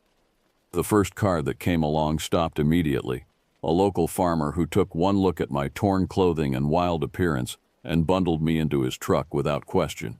"Ye look like you've seen the devil himself," he said in an accent so thick I had to concentrate to understand him.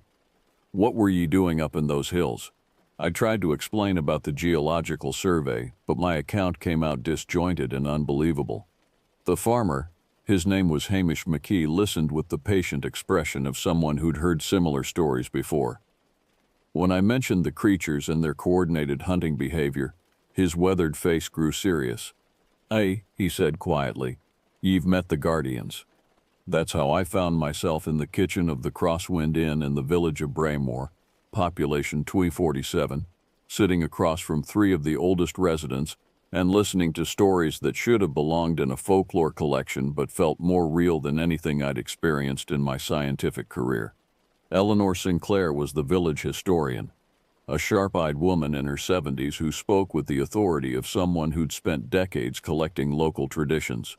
Beside her sat Magnus Dunbar, the retired gamekeeper whose family had worked these lands for 6 generations, and Dr. Moira Campbell, the village physician who treated more unexplained injuries than she cared to count. "They've always been here," Eleanor explained. setting a cup of tea in front of me with hands that barely trembled despite her age. Long before the Romans, before the Celts, before anyone whose names we remember, the old stories call them the Wolvers, but that's just one name among many. What matters is what they are, not what we call them. And what are they? I asked, though I dreaded the answer. Guardians, Magnus said, his voice carrying the weight of absolute conviction. Protectors of the old places, the sacred sites that shouldn't be disturbed. They've been watching these hills since time began, and they don't take kindly to trespassers. Dr. Campbell leaned forward, her medical training evident in the precise way she spoke. They're not animals, Mr. Finnegan. Whatever they might look like, they think, they plan, they remember, and they pass their knowledge down through generations in ways we don't understand. I described what I'd seen, the intelligence, the coordination, the systematic destruction of my equipment. The three locals exchanged glances that confirmed my worst fears. This wasn't the first time someone had encountered the creatures, and it probably wouldn't be the last. The mining company that hired you, Eleanor said. Did they tell you anything about the history of that valley? I shook my head. They said it had never been properly surveyed for mineral deposits. That's not entirely true, she replied, producing a leather-bound journal from a shelf behind her. This belonged to my grandfather, who worked as a guide for the Geological Survey back in 1923. They sent a team into that same valley, looking for coal deposits. She opened the journal to a page marked with a faded ribbon. The handwriting was careful, precise, but the words made my blood chill. Day 6. Lost Mackenzie in the night. Found his pack torn to pieces but no body. The things watching us from the ridge have grown bolder. They move like men but hunt like wolves.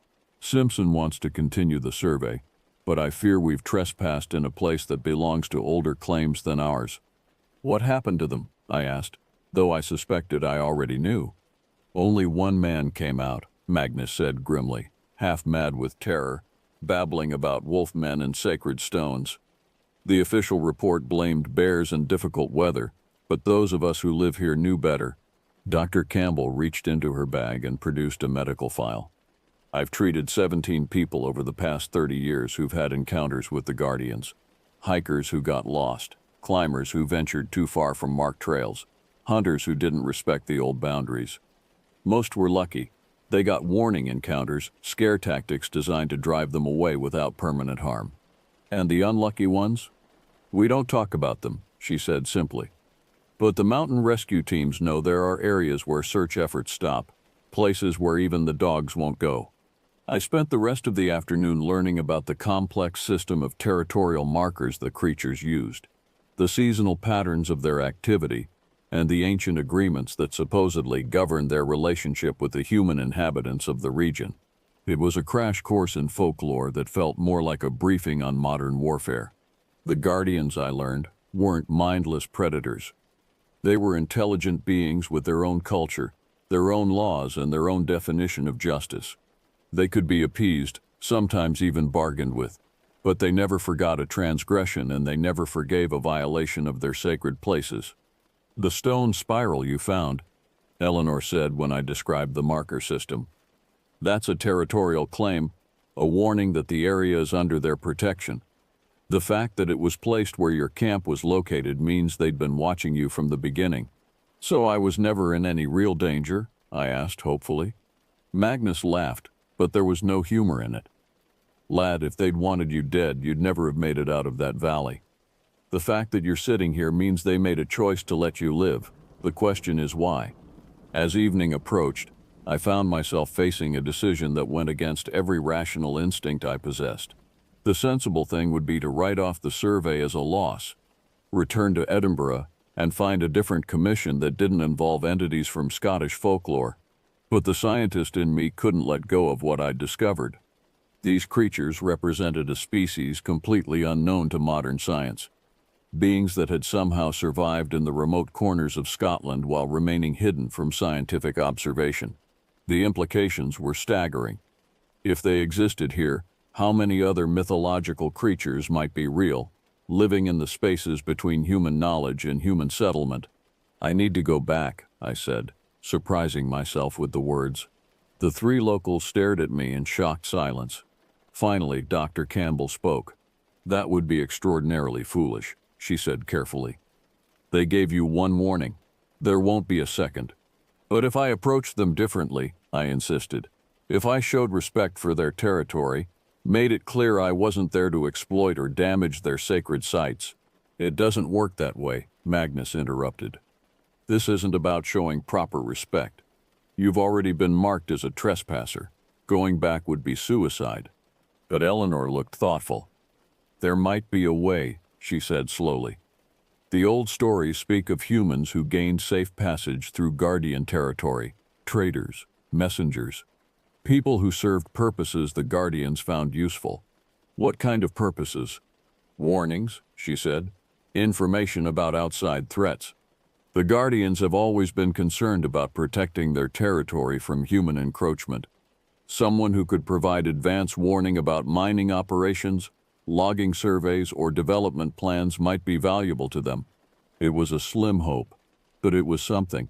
And as I sat in that warm kitchen surrounded by people who understood the reality of what I'd encountered, I began to formulate a plan that was either brilliantly adaptive or completely insane. I was going back to the valley, but this time I would go as a potential ally rather than an unwitting invader.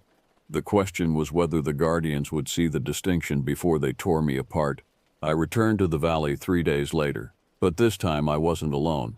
Magnus had insisted on accompanying me, bringing with him a collection of items that Eleanor's research suggested might be meaningful to the Guardians' offerings of food that had been prepared according to old traditions, stones carved with symbols that supposedly represented peaceful intent, and most importantly, a written record of the mining company's true plans for the area. "They can read," Magnus explained as we hiked toward the valley entrance. "Maybe not English, but they understand symbols, maps, documents that show human intentions. If they see that the mining company wants to do more than just survey, if they learn about the proposed open-pit extraction, they might view you as a useful source of information." The plan was based on Eleanor's interpretation of historical accounts, stories passed down through generations of local families who'd learned to coexist with the Guardians through careful observation of boundaries and occasional offerings of useful intelligence. It was part diplomacy, part appeasement, and entirely dependent on creatures whose psychology we could only guess at. As we approached the mouth of the valley, Magnus stopped and pointed to a collection of stones arranged in a pattern I hadn't noticed during my first approach. "That's the boundary marker," he said. "Past that point, we're in their territory. Everything we do from here needs to show respect." We left the first offering at the marker bread, baked with herbs that supposedly had significance in the old traditions, along with a carefully drawn map showing the locations of other mining surveys planned for the region. If the Guardians were truly concerned about protecting their territory from human encroachment, this information might prove valuable enough to earn us safe passage. The walk to my abandoned campsite took 2 hours, and we maintained a steady pace that Magnus assured me would communicate purpose without appearing aggressive. Every 100 yards or so, we stopped to leave another small offering and to scan the surrounding terrain for signs of observation. We were being watched. I could feel it as clearly as physical touch, that familiar weight of hostile attention. But this time, the watchers remained hidden, making no move to interfere with our progress. It was a cautious truce, and I knew it could shatter at any moment if we made a wrong move. My former campsite looked like a battlefield. The creatures had returned after my escape and completed the destruction they'd begun during their siege. Every piece of equipment was shredded beyond recognition, and the ground was churned with tracks that told the story of their systematic demolition. But they'd left one thing intact, my geological hammer, placed carefully in the center of the devastation like a calling card. "They kept it," Magnus observed, "probably trying to understand what kind of tools you use, what your purposes might be." We set up our offering in the same spot where my tent had stood, arranging the items in a pattern Eleanor had insisted was important.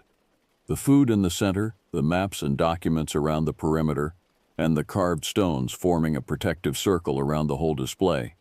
Then we retreated to a position 50 yards away and settled in to wait. The Guardians appeared within an hour. They emerged from 3 different directions, moving with the same coordinated precision I remembered from their attack. But this time, their approach was cautious rather than aggressive, and they stopped well short of our position to study the offering we'd left. In daylight, they were even more impressive than they'd appeared by firelight. The largest stood nearly 9 feet tall, with proportions that spoke of immense physical power controlled by an intelligence that was coldly calculating. Its companions were slightly smaller but no less imposing, and all 3 moved with a fluid grace that made their enormous size seem almost weightless. They were clearly the Wolvers of Shetland folklore made manifest, but twisted by isolation and territorial instinct into something far more dangerous than the benevolent fish providers of legend. The leader, for it was clearly established hierarchy, approached the offering alone while its companions maintained overwatch positions. It examined each item carefully, spending long minutes studying the maps and documents with an attention to detail that confirmed their literacy. When it reached the carved stones, it made a sound that might have been approval, a low rumbling that seemed to come from deep in its chest. Then it looked directly at us. The eye contact was like an electric shock, a moment of communication so intense it felt almost physical. I saw intelligence there, ancient and alien but unmistakably real. And I saw something else, curiosity. The creature was trying to understand what we represented, what purpose we might serve in its carefully maintained world. Magnus nudged me gently. "Now," he whispered, "show them the documents." I stood slowly, keeping my movements deliberate and non-threatening, and retrieved a folder from my pack. Inside were copies of the mining company's actual plans for the region. Not the limited survey they'd told me about, but a comprehensive extraction proposal that would have devastated hundreds of square miles of highland terrain. I placed the folder on the ground halfway between our position and the creature, then retreated to wait for its response. The Guardian approached the documents with obvious wariness, but its examination was thorough. As it read, its body language changed, becoming more agitated, more hostile. When it finished, it made a series of vocalizations to its companions that sounded like urgent communication. The response was immediate and alarming. All 3 creatures began pacing, their movements suggesting barely controlled anger. They understood what the documents represented. They knew the threat the mining operation posed to their territory, and they were deciding what to do about it. The leader approached me again, this time coming close enough that I could smell the wild musk of its fur, could see the intelligence burning in its predator's eyes. It studied me for long minutes, and I had the distinct impression that it was reading my intentions as clearly as it had read the mining company's documents. Finally, it made a decision. The creature moved to where I'd left my geological hammer, and picked it up with hands that were disturbingly human-like despite their size and claws. It examined the tool carefully, then made a series of gestures that were clearly communicative. It pointed to the hammer, then to me, then to the documents, then to the broader landscape around us. Magnus translated, his voice tight with amazement. "It's offering you a deal," he said. "Your knowledge of human intentions in exchange for safe passage through their territory." The implications hit me immediately. The Guardians weren't just protecting their own valley. They were concerned about the entire region, about human activities that might threaten the network of sacred sites and territorial boundaries they'd maintained for millennia. They needed an early warning system, someone who could monitor human plans and provide intelligence about emerging threats. They were offering to make me their scout. I looked at the creature, this ancient being that had somehow survived in the forgotten corners of Scotland while the human world grew around it, and realized that I was being offered something no scientist had ever been given before: access to a completely unknown species, the chance to study beings whose existence would revolutionize our understanding of evolution, intelligence, and the relationship between humans and the natural world. But the price would be my life as I knew it.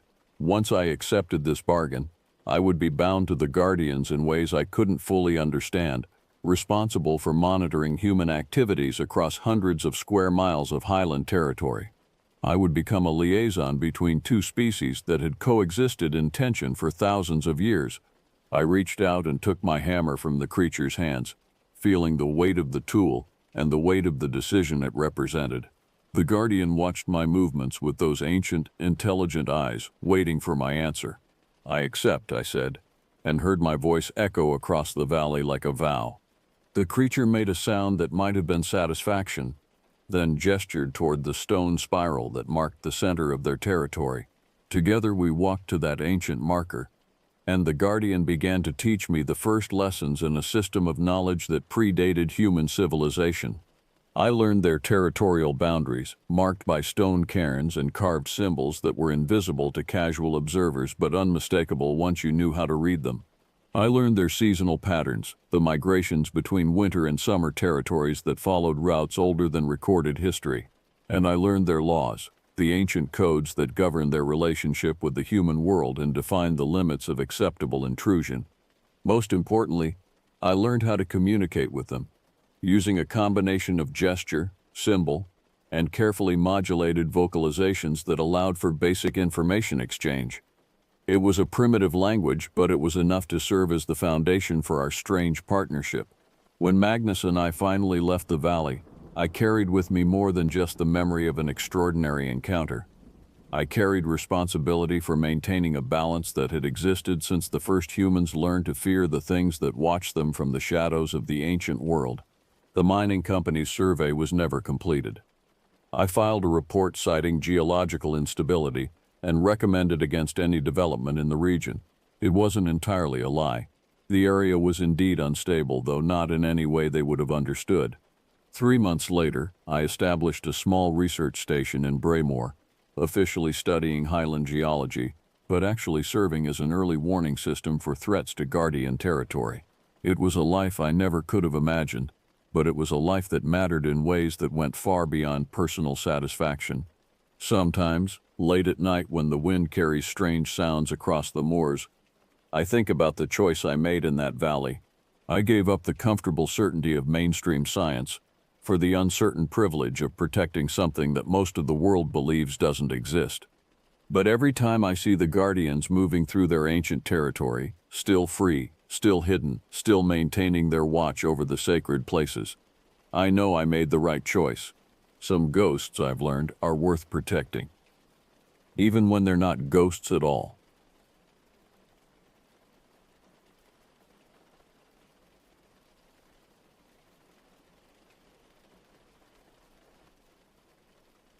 I went up to Max Patch for one easy night and a sky full of stars. Nothing complicated. I topped off the tank in Hot Springs, North Carolina, grabbed a bottle of water and some chips, and told the cashier where I was headed. He leaned across the counter, his face suddenly serious beneath the fluorescent lights. "Don't stay on the bald after midnight," he said, his voice dropping low enough that I had to lean in. "Things walk up there that shouldn't." He used the word skinwalker, and I filed it with tall tales and campfire talk, the kind of story locals tell to unsettled tourists. The plan was simple: hike the loop, sleep high, leave early. I took I-40 to the Harmondale exit and crawled the gravel of Max Patch Road until the woods opened and the parking lot appeared. My hiking partner, a friend named Greg from college, sat in the passenger seat checking his phone one last time before we lost signal. The air was cool when we stepped out, carrying that particular mountain crispness that makes your lungs feel clean. The sky was clear enough to trace plains sliding east and a rising moon that would make a headlamp optional once it climbed.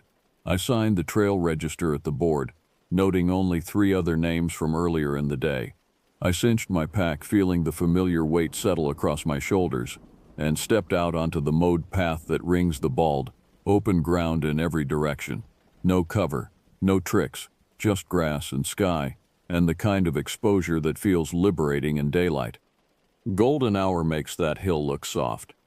It isn't, but the grass takes the light in a way that makes you underestimate how exposed you are. The Appalachian Trail cuts north-south across the crown, with a short blue-blazed spur dropping to the lot. I picked a spot just off the loop, 20 paces from the AT sign, and set the tent low because of the wind. The nylon rippled and snapped as we staked it down, each gust reminding us there was nothing between us and weather for miles in any direction. Greg and I ate fast and kept our trash tight, stuffing wrappers deep into a bear bag we'd hang later. A pair of headlamps bobbed on the south side where another group had settled, their voices reaching us in fragments across the open field. Somewhere toward Brown Gap, coyotes called back and forth. The sound was harmless from that distance, almost musical in its rhythm. It just confirmed we weren't alone on the mountain in the strict sense.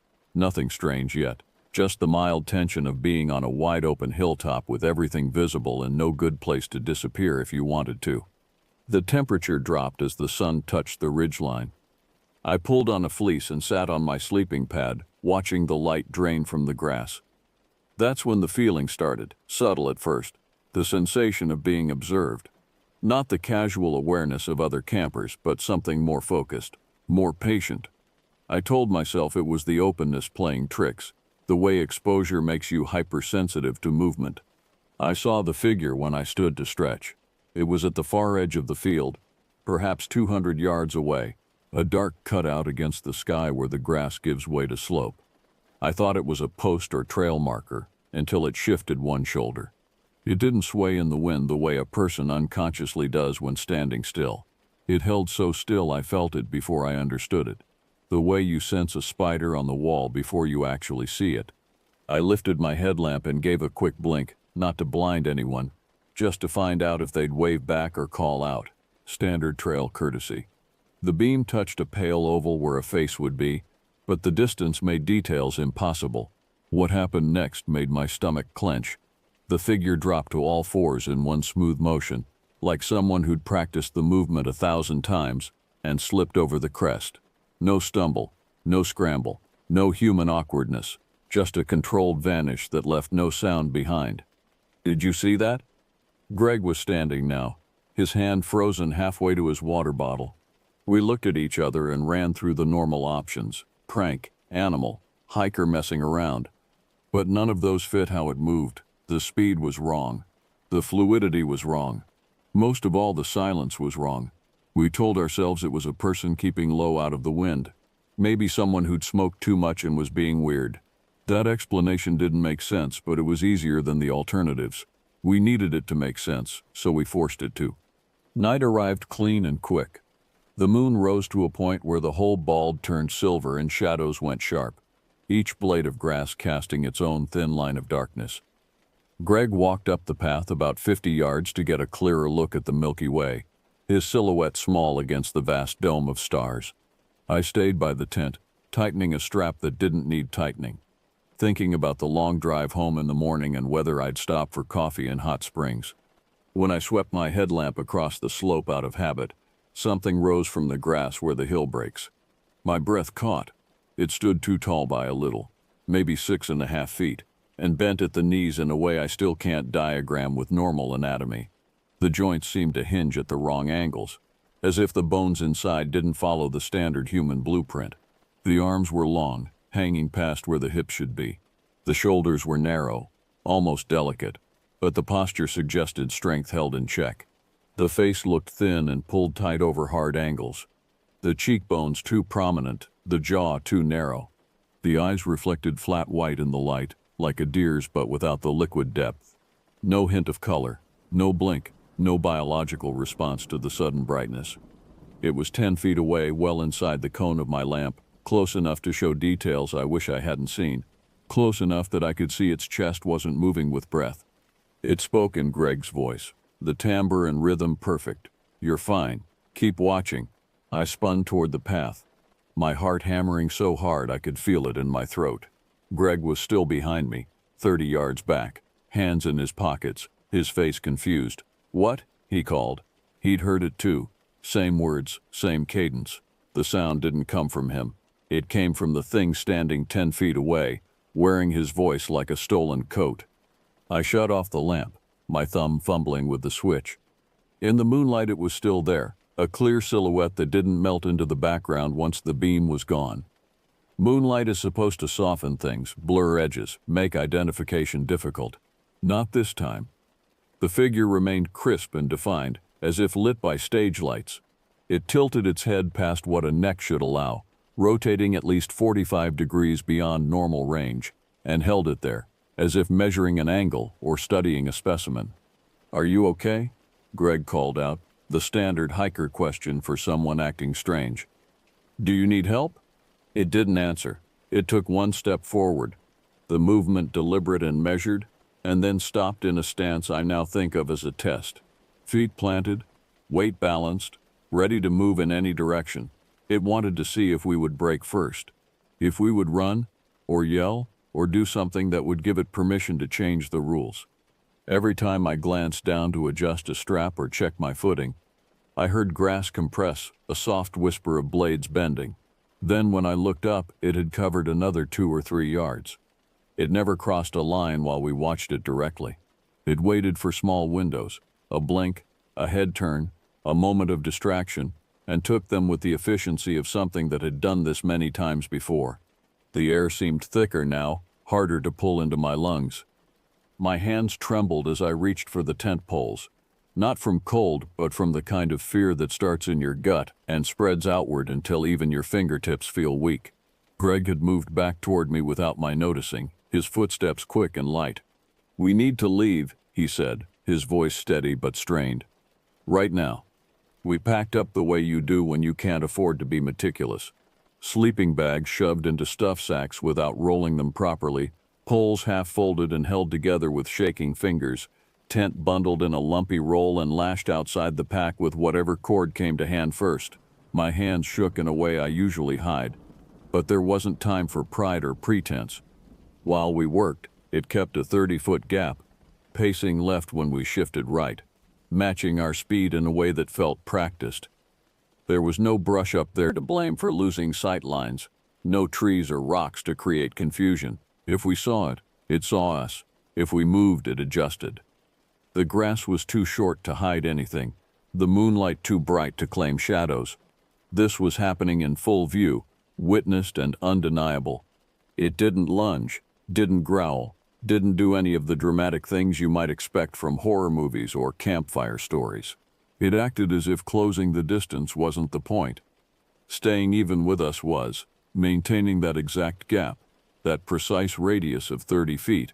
As if we were connected by an invisible tether, it refused to break. We began the push to the tree line that marks the spur to the lot. Walking backward on a bald is miserable, your boots catching on hidden dips and rises you can't see. But we did it in short bursts, switching off who faced downhill so one of us always had eyes forward and one had eyes on the crest. The thing never shifted to the side to circle or flank. It kept that set distance as if a tape measure connected us, as if it was following rules we didn't understand but couldn't ignore. When we stopped to adjust our packs, it stopped. When we picked up speed, stumbling over the rough ground, it slipped into a low gallop that looked practiced, controlled, and profoundly wrong. The stride was too long. The rhythm was too smooth. Four-legged motion on a body that was clearly built for 2 legs, yet it moved without hesitation or awkwardness. The worst part wasn't the shape or the motion. It was the silence. You could hear our boots scuff against stone, the stove clatter against my pack, the heavy breathing of 2 people pushing hard downhill in the dark. You could hear the wind in the grass and an occasional shout from the other campers far off near Brown Gap. From it, nothing. Not breath, not impact, not the rustle of grass under its weight, just the fact of its body moving where we could see it, covering ground in utter silence. The first glow from the parking area came into view, just a wash of light from a single car's dome light, and the pale beam of someone unlocking a door. That thin boundary of artificial light painted a line across the grass. The thing stopped at that line like a driver braking before a curb. It wasn't fear or hesitation. It didn't flinch or recoil. It just chose not to cross, as if the light represented a rule it acknowledged. I took 2 steps down onto the gravel, my boots crunching loud after the muffled sound of grass. I turned, unable to help myself, and saw it still there, upright again. Head turned a fraction too far to the side, watching us with those flat white eyes. "Don't run," Greg said, his voice tight. "Just walk." We didn't run. We walked in stiff, measured paces, every muscle screaming to bolt, until our boots hit gravel, and the lot opened around us with the shapes of cars, the trailhead sign, and the profound relief that comes with objects you can name and touch. Two night hikers had just pulled in, a man and a woman and trail runners with a grocery bag of snacks and water bottles visible through their windshield. Their doors were open, the interior chimes sounding their patient electronic melody. They started to say hello, probably ready to ask about trail conditions or where we'd camped. Then they followed our eyes back up to the bald. We all saw it at once. No trees to confuse the view, no brush to hide in, no darkness to blame. Just a tall, thin shape standing in the open field, angled wrong at the knees, arms loose at its sides, head cocked farther than is useful for any normal purpose. The moon made the outline neat and clear. There was no argument about whether it was there or not, no debate about shadows or imagination. 4 people, 4 sets of eyes, 1 figure. The woman's face went pale. "What is it doing?" The man said something else that I don't remember, his voice rising in pitch. We didn't move. We didn't try to be brave or rational. We just stood together in the lot with the car light behind us and watched. It pivoted without hurry, dropped to all fours with that same fluid wrongness, and ran back across the bald toward the crown. The stride was long and efficient, eating up ground faster than seemed possible.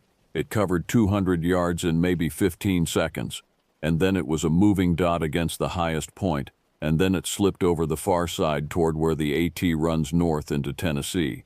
The lot felt smaller after that, as if the only safe space was the rectangle of gravel under our feet. The woman had been leaving a voice message through the car's hands-free system as they pulled in, something about running late. She hit stop and looked down at the screen like a person facing bad news. Her hand shook as she navigated to the recording. "I'm going to play this back," she said, "just to be sure." She replayed the last seconds with the car speakers turned low. You could hear our boots crunch on gravel, and the door chime, and then my voice, clear and distinct. "I'm fine." I hadn't said those words. I'd been gasping, trying to catch my breath, silent except for the sound of air moving in and out of my lungs. We compared what each of us heard in the moment and how it didn't line up with what the recording captured. That was the detail none of us liked talking about later. The thing could mimic voices well enough to fool a microphone, well enough to create sound waves that registered on digital recording equipment. We called the non-emergency line for the Madison County Sheriff's Office from the lot. A deputy met us at the trailhead sign 20 minutes later, his cruiser's headlights bright and reassuring against the darkness. He was tired in the way that comes from long nights and short patience for stories that end with, "maybe it was a person." He took our names, wrote up an incident number on a card, and told us to camp lower if we planned to stay out late. He didn't laugh and he didn't roll his eyes. He just kept his pen moving, filling in boxes on a form he'd probably filled out before. We gave him the time window and the rough positions on the loop. Where we set up, where it stood, where it stopped when the car light touched the grass. He asked if we had pictures. We didn't. Who thinks to photograph something when your body is screaming at you to run? He asked if anyone had been drinking. We hadn't. He told the new arrivals they might want to come back in the morning if they weren't set on a night hike. They left without arguing. I drove home with Greg in silence until the interstate, neither of us wanting to talk about what we'd seen until there was distance and locked doors between us and Max Patch. We didn't play music. The radio chatter felt like it would break whatever thin layer was keeping the night separate from the car. The terror contained in that one place instead of following us home. Back in town, I wrote the account with only the parts I could defend. The arrival, the figure on the skyline, the movement on all fours, the 30-foot pacing, the hard stop at the light from the lot. I posted the incident number and a simple diagram of the bald with an X where we stood and another X where it stood. I didn't add theories. I didn't call it anything specific. I used the word skinwalker once because the cashier had, and because it helped set the frame for what we ignored until we couldn't. A day later, the hikers emailed the audio clip from their car's system. The timestamp lined up with the moment it spoke in Greg's voice on the hill, and then later when it used mine in the parking lot. You can hear me breathe hard and the chime ping, and then the sentence I don't remember saying in my voice with my inflection. We kept that file between the 4 of us and the deputy. We didn't post it, we didn't try to clean it up or enhance it. We didn't ask strangers on the internet to analyze it or explain it. It serves one purpose for me.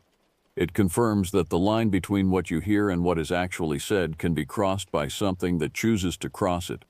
Something that understands voices well enough to replicate them perfectly, down to the smallest vocal quirk. Here's the part that matters if you hike there. Max Patch is beautiful in the day. Go early, bring a jacket, take the loop, enjoy the view, count the mountain ranges stretching to the horizon. Let the wind clear your head. But when the sun drops and the grass turns the color of steel, and the lot light starts to wash a weak boundary across the first rows of blades, you should be off the crown and headed down. I still visit. I eat a sandwich on the summit, count the ranges, and let the wind work its usual magic. I leave before dark. I don't test the edge where the open field meets the first glow of parked cars. I don't give anything up there a chance to measure the distance between us again. I don't wait around to see if it remembers my voice, or if it's learned new ones since. If you ignore that and decide to spend a night on the Bald, don't say nobody warned you. I can tell you what we saw, where we stood. The angle of its head, the distance it kept, and the exact place where it stopped, as if the light from a single car drew a line it wouldn't cross. I can hand you the incident number. I can point at the trail register and the spur and the sign. I can show you the audio file if you really want to hear it, though I don't recommend it. You can go prove me wrong in person, or you can keep it simple. Watch the stars from lower ground and let the top of Max Patch belong to whatever holds it after midnight. The hill won't argue. It doesn't need to. The open field says enough without a sound, and what walks there at night doesn't need to explain itself to anyone. It just waits, patient and silent, for the next person who thinks the rules don't apply to them. I learned mine. I hope you learn yours before you have to.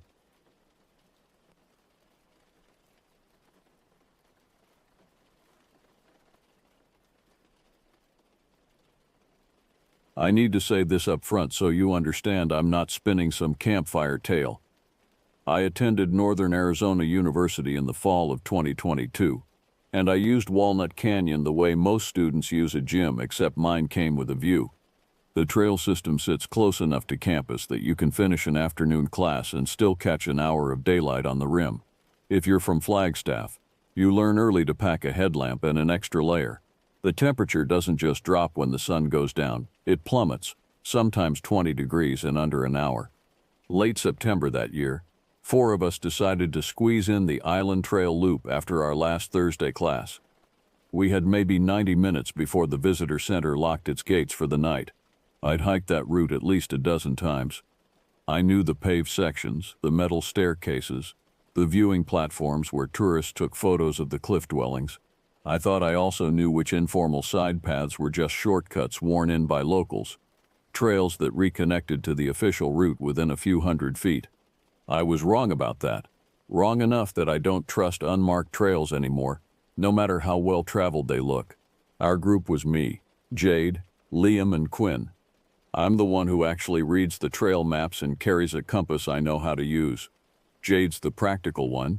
She keeps a first aid kit in her pack and took a wilderness medicine course over the summer. Liam Strong played football in high school, but he's not great on uneven terrain where every step requires balance. Quinn jokes through everything and showed up that day in worn-out sneakers because it's basically just stairs, right?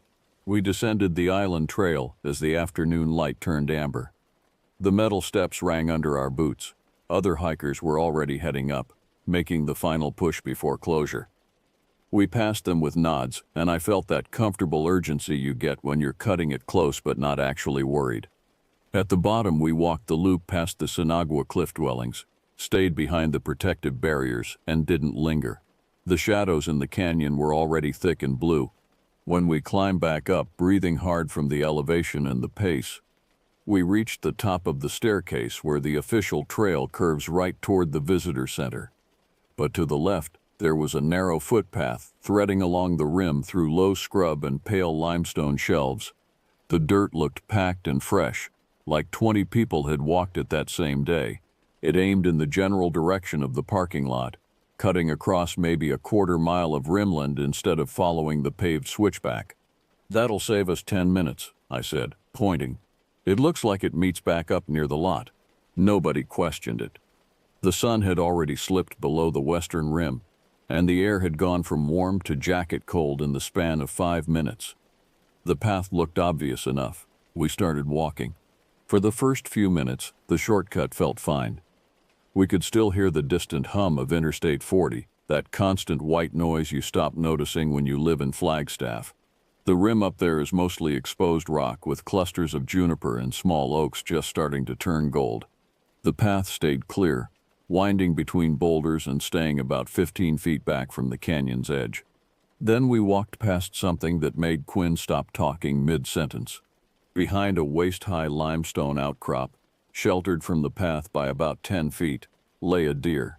Not the scattered remains you'd expect from a coyote kill or a mountain lion cache. This was arranged. The rib cage had been cleaned completely, each bone visible and white as if someone had taken a wire brush to it. The spine was intact, curved in its natural position. The hide had been peeled back in a single piece and folded beside the skeleton like a blanket someone had just removed. There was no blood in the dirt, no drag marks, no scuff patterns showing how the carcass had gotten there. And balanced on top of one of the exposed ribs right in the center of the chest cavity sat a smooth river rock about the size of my fist. It wasn't wedged in. It was placed deliberately like a paperweight holding down a document. I knelt down, staying a few feet back, and looked for tracks. I know enough to check for prints, scat, fur caught on branches, anything that tells a story. On a patch of fine dust near the carcass, I found impressions. They started out looking human. Barefoot width, clear heel strike, visible toe definition. The prints led away from the deer in a line, heading deeper into the scrub. Then they got strange. After 3 or 4 normal steps, the angle of the foot changed. The toes began pointing inward, pigeon-toed, as if the person walking had started to turn their feet as they moved. 2 steps later, both feet were fully rotated, toes pointing inward at unnatural angles. And then, for the next 6 or 7 steps, the toe arcs faced completely backward. The prints looked like someone had been walking toward us while actually moving away. I've seen people walk backward for fun, leaving reverse tracks. These weren't like that. The stride length stayed consistent. The depth of each impression showed normal weight transfer from heel to ball.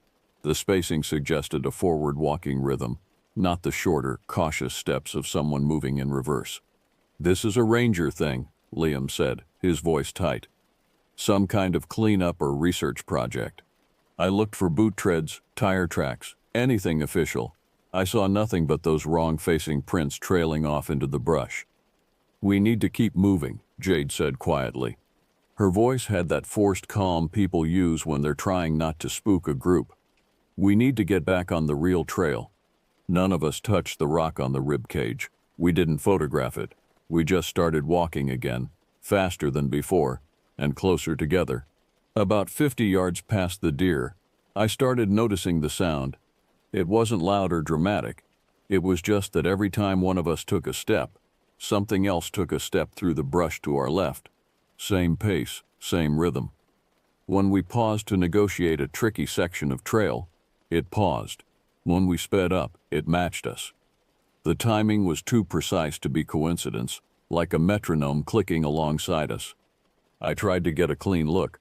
I'd stop suddenly and pivot, hoping to catch whatever it was off guard. But every time, I only got partials, a vertical shape behind a tree trunk, a suggestion of shoulders behind a boulder, something tall standing perfectly still in the gaps between junipers. It never stepped into the open. It stayed in that last band of shadow where the evening light couldn't quite reach. We passed another patch of exposed dust. 2 more prints waited there, side by side, toes pointing backward again. No approach marks leading to them, no trail leading away. They were just there, as if someone had stood in that spot for a moment and then vanished. "Don't step in them," Jade said. We gave the prints a wide berth. The thought of putting my boot down inside one of those impressions made my skin crawl in a way I couldn't articulate. Quinn hadn't made a joke in 10 minutes. That alone told me everyone else felt it too. This sense that we'd crossed some invisible boundary and something on the other side had noticed. I decided to test it because I needed something concrete, something that wasn't just my imagination running wild in the low light. I picked up a rock about the size of a softball from the trail edge. wound up and hurled it hard into the scrub where I'd last heard movement. It landed with a muffled thump against brush and dirt. A heartbeat later, no more than that, a second rock came clicking back out of the same area. Not thrown hard, just tossed. A casual, sharp sound, like "here's yours back." There hadn't been time. Not enough time for someone to locate my rock in the brush, pick it up and throw it back. And the sound profile was identical. Same weight, same type of impact. It was as if my rock had been caught mid-flight and immediately returned. "Nope," Quinn said. "Nope, nope." Then he went quiet again. "Eyes forward," Jade said. "Don't look at it. Just walk." We did eyes forward. We focused on the trail, on our footing, on the growing glow of security lights visible ahead where the park's maintenance area backed up to the rim. That worked fine, until Liam stepped on a hidden piece of basalt concealed under dried grass and his ankle rolled hard. Liam went down with a sound that made my stomach clench. Not a shout, just a sharp exhalation of real pain. Jade was beside him in seconds, pack already open, pulling out her first aid kit with the efficiency of someone who's done this before. She checked his foot for circulation, palpated the joint, wrapped it tight with an ace bandage, and gave him ibuprofen from a small bottle. "Don't test it yet," she said. "We're going to move you carefully." We did the math quickly. I'd take point and set the pace. Quinn would stay 10 steps behind me as relay. Jade would support Liam's bad side and keep weight off the injured ankle. The plan was simple. No running, no splitting up, no stopping unless absolutely necessary. The thing in the brush adjusted to our new, slower pace like it had been training with us all season. If we paused, silence. If we took 3 steps echoed from the tree line. Once, when I spun around fast enough, I caught a shape that could have been a tall person standing motionless between 2 junipers. The proportions were wrong, though. The arms hung too low, the head tilted at an angle that didn't match any posture I recognized. It didn't duck or hide when I looked directly at it. It just held perfectly still until the fading light and my own doubting eyes lost the outline. We crossed another dust patch. 2 more prints waited there, side by side, toes facing backward. No trail leading in, no trail leading out. We stepped around them.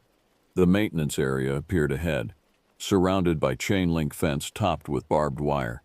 Security lights had clicked on automatically, casting harsh white pools across stacked lumber and equipment. I could see a pale cinder block building, and one of those green utility carts the staff use on service roads. We reached the nearest gate. Locked, a fat padlock hung from the chain. I rattled it once, then stopped because the sound felt too loud, too much like ringing a dinner bell. Inside the fence, everything looked normal and human and safe. Outside, in the tree line just beyond where the security lights reached, something stood and matched our position step for step. If I moved 2 steps right, the silhouette did too. At first glance, it read as human, a tall person in dark clothing. But the longer I looked, the more wrong the proportions felt. The arms hung lower than they should. The way the head turned suggested the neck attached higher on the back than anatomy allowed. A utility cart's electric whine cut through the silence. A staff member in his 40s rounded the far end of the fence onto the service road. He took in our situation immediately. 4 hikers at a locked gate, 1 injured, something lingering just outside the light. He didn't waste time with questions. He waved hard, pointing toward a service gate around the corner, and started moving. We started hobbling after him. That's the only word for it, hobbling. Liam's adrenaline had worn off completely, and now the ankle was a throbbing problem that made him hiss with each step. As we moved, the silhouette outside the fence changed posture. It shifted from standing still to something ready, coiled, then it broke into a run parallel to us, maintaining a strict distance from the light line as if there was tape on the ground it refused to cross. But it didn't run right.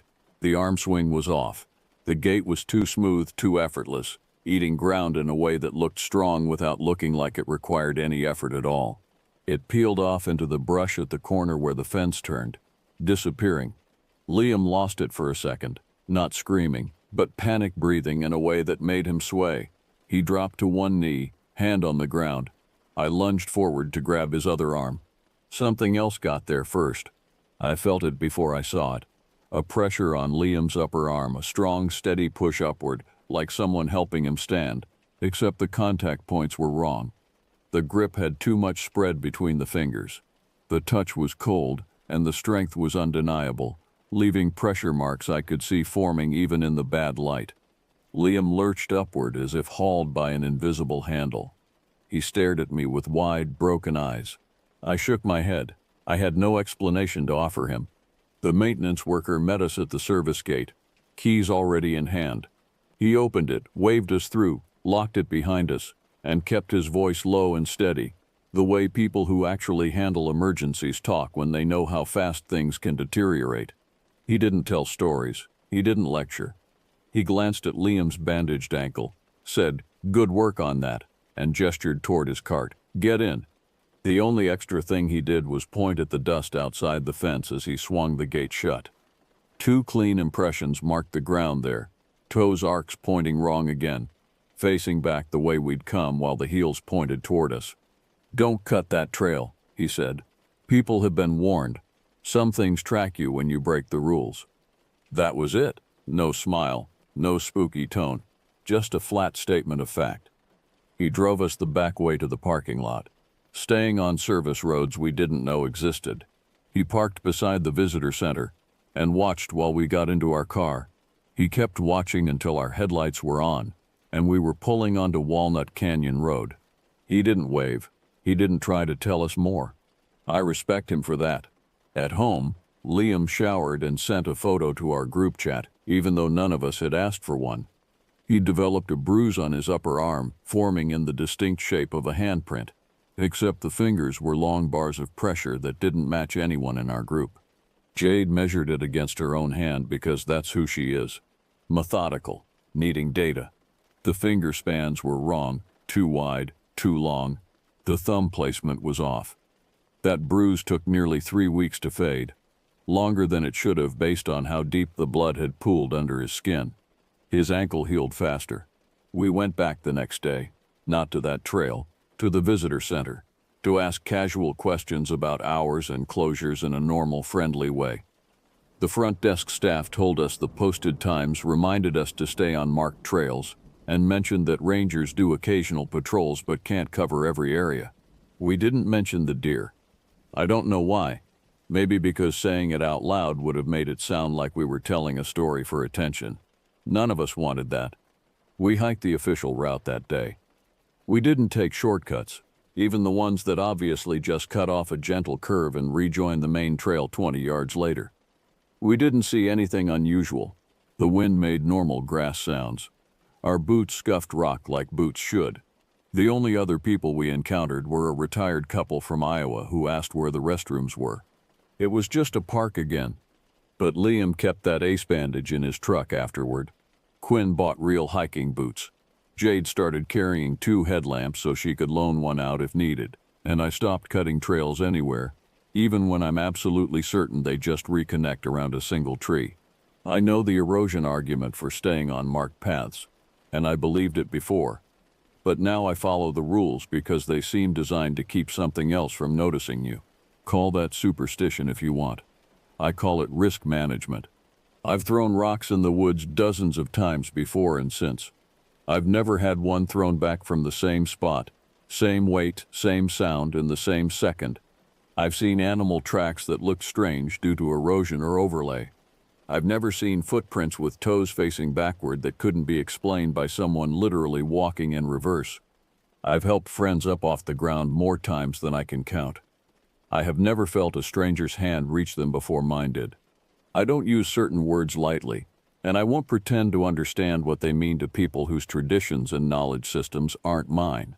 I'll just say the behavior fit the pattern that students around Flagstaff talk about when they share trail warnings. Pacing, mirroring, matching steps, staying just out of clean view until the moment it becomes conveniently inhuman. You can call it a trespasser messing with us. You can call it a tall trail runner with unusual gait. You can call it a trick of distance, stress, and failing light. Pick whatever explanation helps you sleep at night. I'm not here to argue or convince you. I'm here to tell you what happened and what I learned. A 5-minute shortcut near closing time isn't a shortcut if it puts you somewhere a maintenance worker has to extract you from through a service gate. If you hike near Walnut Canyon and you see a narrow track along the rim that looks like it'll save you time, don't take it. Use the official trail and be bored for an extra 10 minutes. Bring a headlamp even if you swear you won't need it. Wear boots that won't fold your ankle. Travel in groups. And if you were the tall outline pacing us that evening in late September 2022, or if you're anything like it, I have one simple request. Let's not meet.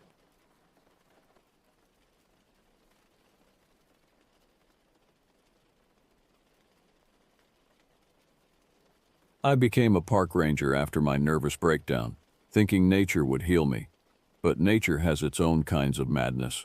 The transfer to the Superior National Forest in northern Minnesota was supposed to be my salvation. 6 months ago, I'd been Detective Sarah Chen, working homicide in Minneapolis until the Ramirez case broke me. A family of 4, tortured and mutilated in ways that still visited my dreams. The killer was never found. After 3 weeks of barely sleeping and seeing shadows that weren't there, my captain suggested a leave of absence. I suggested something more permanent. The Forest Service welcomed me with open arms. They needed someone with investigative experience, they said. Missing persons cases were becoming more frequent in the remote sections of the forest, and local law enforcement was stretched thin. What they didn't tell me was that the missing weren't just hikers who'd lost their way. My first week was blissfully quiet. I patrolled the northern sectors, checked campsites, issued a few citations for improper food storage. The silence felt like medicine after years of sirens and screaming. But on my 8th day, I got the call that would remind me that monsters exist everywhere, even in paradise. "We've got another one missing," crackled the voice of Ranger Jorge Martinez over the radio. Hiker named Caleb Morrison, age 23. His girlfriend reported him overdue from a solo camping trip in the Boundary Waters. Last seen 3 days ago at the Isabella Lake trailhead. I grabbed my gear and drove the 40 minutes to Isabella Lake, where Jorge was waiting with Morrison's girlfriend, a pale young woman named Amy who kept wrapping and unwrapping her hands around a coffee cup. "He was only supposed to be gone 2 days, she said for the 3rd time since I'd arrived. "Caleb's experienced. He's been hiking these woods since he was a kid. He knows them better than anyone." Jorge shot me a meaningful look. This was the part they hadn't mentioned in my orientation. In the past 18 months, 7 people had gone missing in the northern sections of the forest. 3 had eventually been found dead. Their bodies discovered weeks later in states that the official reports described as consistent with animal predation. The other 4 had simply vanished, as if the forest had swallowed them whole. We found Morrison's campsite easily enough. His tent was still standing, sleeping bag laid out, camp stove sitting cold with a half-prepared meal of beans and rice still in the pot. No signs of struggle, no indication of what might have prompted him to abandon his gear and walk into the wilderness. But there were tracks, not Morrison's boots. We'd found those prints leading away from the camp in a straight line toward the deeper forest. These were different, larger, much larger. The impressions were nearly 18 inches long and 7 inches wide, with what looked like toe marks pressed deep into the soft earth near the lakeshore. "Bear?" I suggested, though I knew better.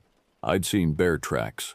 These were humanoid, bipedal, with a stride length that suggested something walking upright on legs far longer than any humans. Jorge knelt beside the prints, his weathered face grim. "Maybe, though I've never seen a bear track quite like this." He looked up at me, and I caught something in his expression. Fear, maybe, or recognition. "There's something you should know about this area. The Ojibwe have stories about these woods, old stories." As we followed Morrison's trail deeper into the forest, Jorge told me about the Wendigo. In Ojibwe legend, it was a creature born of cannibalism and starvation. A giant with yellowed fangs, sunken eyes, and an eternal hunger for human flesh. The stories described it as once human, transformed by its own terrible appetite into something that could never be satisfied. "My grandmother was Ojibwe," Jorge said as we pushed through a stand of birch trees. "She used to tell me that the Wendigo could smell desperation from miles away, It hunted those who were lost, both literally and spiritually. I wanted to dismiss it as folklore, but the tracks we were following told a different story. Morrison's boot prints continued in an unnaturally straight line, never deviating, never pausing, as if he'd been walking in a trance. And parallel to them, always just to the left, were those massive, impossible footprints. We followed the trail for 3 miles before we lost it in a rocky section near a creek. The last clear print we found was Morrison's, at the edge of a steep ravine. Beyond that, nothing. Could he have fallen? I asked, peering down into the dark crevice below. Jorge shook his head. Look at the spacing of his prints.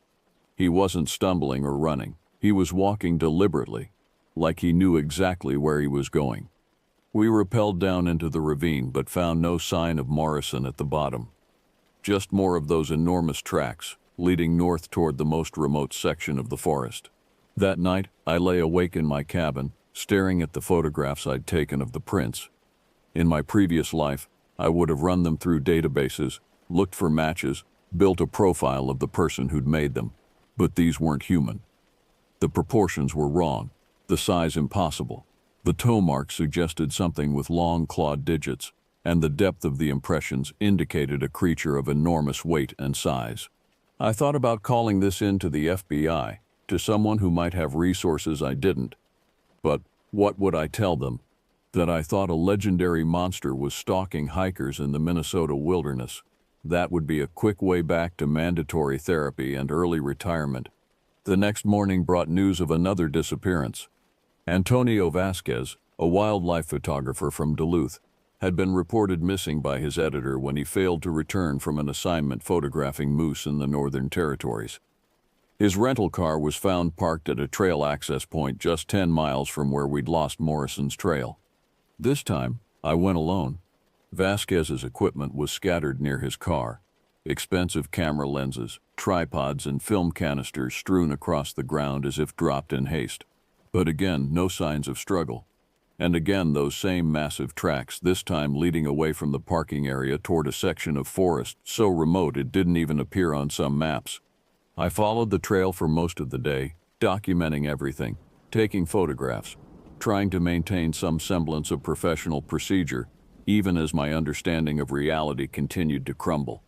The tracks led me through increasingly dense forest, past fallen logs and streams, always heading north. As the sun began to set, I heard something that stopped me cold. A voice, calling from somewhere ahead in the darkness between the trees. "Help me," it said, weak and desperate. "Please, someone help me." I drew my service weapon, a habit from my police days, and called out, "This is Park Ranger Chen. Where are you?" "Here," came the voice, closer now. "I'm hurt. I can't walk." I moved toward the sound, my flashlight cutting through the gathering dusk. But something felt wrong. The voice was coming from different directions now, as if the speaker was moving, circling me. "Keep talking," I called. "I'm coming to you." "Help me," the voice said again, and this time I realized what had been bothering me.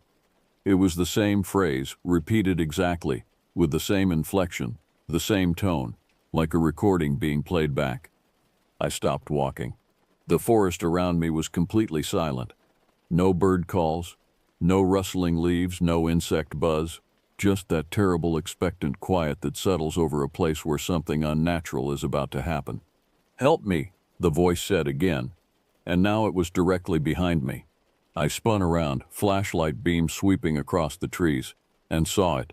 The thing standing 30 feet away wasn't entirely unlike what I'd expected, based on Jorge's description of the Wendigo. It was massive, perhaps 9 feet tall, with long, disproportionate limbs and fingers that ended in yellowed claws. Its skin was the color of old parchment, stretched taut over a skeletal frame that suggested starvation despite its size. But it was the face that nearly made me scream. It was wearing Antonio Vasquez's face. Not like a mask, but as if it had somehow absorbed his features, twisted them into something wrong. The eyes were sunken pits, the mouth too wide, filled with teeth that belonged to no human. "Help me," it said in Vasquez's voice, and I saw that its mouth wasn't moving in sync with the words. I raised my weapon, though I doubted bullets would do much good against something that shouldn't exist. But before I could fire, it was gone, melting back into the shadows between the trees with impossible speed. I ran. I'm not proud of that, but I ran through the forest in the dark, crashing through underbrush and stumbling over roots until I reached my vehicle. My hands shook so badly it took 3 tries to get the key in the ignition. Back at the ranger station, I found Jorge waiting for me with 3 other rangers I'd never met before. Jessie Kim, a quiet woman in her 30s who worked the eastern sectors, Carter Williams, a veteran ranger with 20 years in the service, and Cash Rodriguez, barely out of college but with eyes that suggested he'd seen things that had aged him prematurely. "We need to talk," Jorge said. They took me to a back room I'd never been in before, where a large map of the forest covered one wall. Red pins marked locations throughout the northern sections. Dozens of them, far more than the official missing persons reports I'd been told about. "How long has this been going on?" I asked. "Officially? 18 months, Carter said. "Unofficially? There have been stories about this area for generations. The missing persons reports just started getting documented more carefully in the past few years." Jessie pulled out a thick folder full of photographs, witness statements, and incident reports. "We've been tracking it, trying to understand its patterns.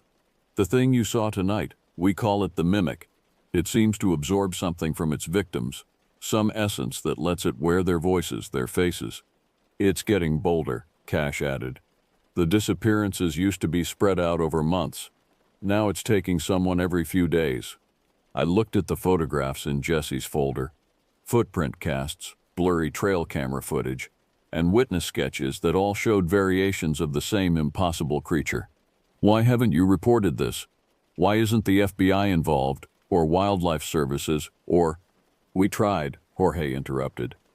2 years ago, when Ranger Remy Thompson first started documenting encounters, the official response was that we were dealing with a large bear, possibly suffering from some kind of disease that was making it more aggressive.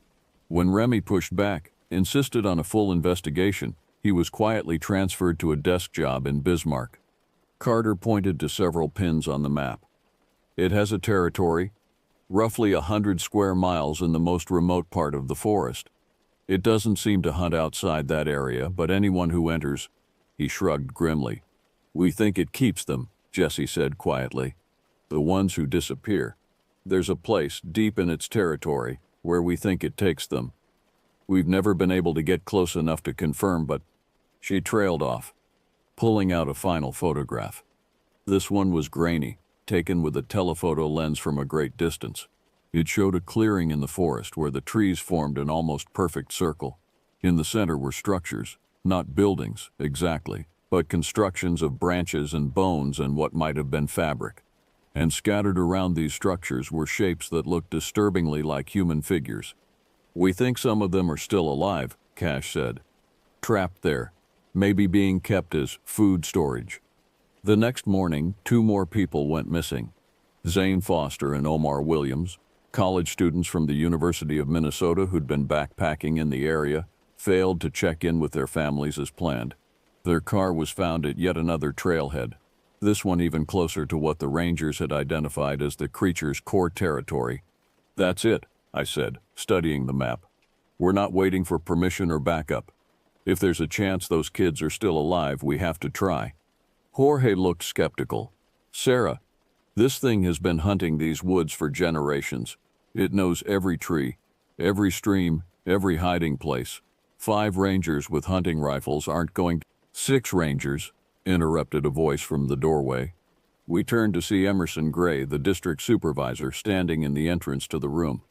He was a man in his 50s with the kind of weathered face that comes from decades of outdoor work. But his eyes held an intelligence that suggested he'd been following our investigation more closely than we'd realized. "Sir," Jorge said carefully. Emerson stepped into the room and closed the door behind him. "I've been a ranger for 28 years. I know what's out there. I also know that if we don't stop it soon, it's going to start expanding its hunting range. There are scout camps and tourist lodges less than 50 miles from its current territory." He pulled out a detailed topographical map and spread it on the table. "The clearing Jessie photographed is here, in a section of forest that's been completely off limits to the public for the past year. We've been telling people it's due to environmental restoration work, but really it's because we've lost 2 survey teams in that area. You want us to go in there? Cash asked, his voice tight with fear. I want us to end this, Emerson replied. I've been in contact with some people, specialists who deal with situations like this. They're flying in from Colorado tonight with equipment designed for large predator control. Jesse frowned. What kind of specialists? Emerson's smile was grim. The kind that don't officially exist.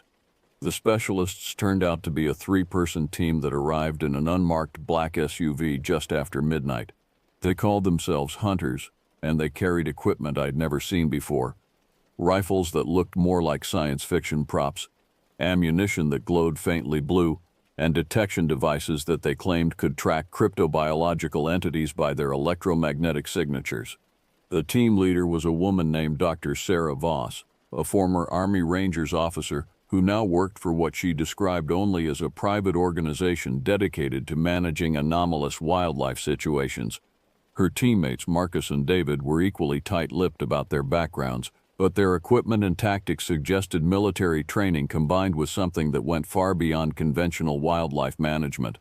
The entity you're dealing with is what we classify as a Type 4 cryptid, Dr. Voss explained as she assembled her rifle in the ranger station's main room. Highly intelligent, adaptive, and possessed of abilities that place it outside normal biological parameters. The mimicry you've observed is just one of its capabilities. It also demonstrates enhanced strength, speed, and what appears to be a form of psychic influence over its prey. Psychic influence? I asked. Marcus, a thin man with pale eyes, looked up from his equipment. The way your missing persons walked directly into its territory, showing no signs of fear or resistance?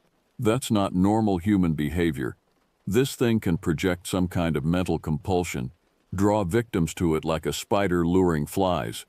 The good news, David added, checking the sights on his rifle, is that we've dealt with similar entities before. They can be killed, but it requires specific tactics and specialized ammunition. Dr. Voss spread out her own map of the forest, one that showed far more detail than ours.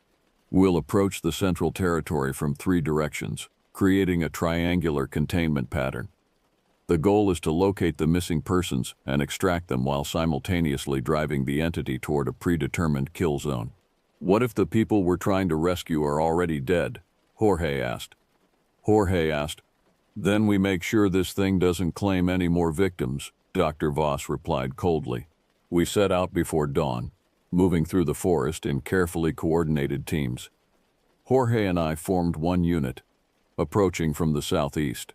Cash and Jesse came from the southwest, while Emerson paired with Dr. Voss's team to approach from the north, directly toward the clearing where the creature was believed to keep its prisoners.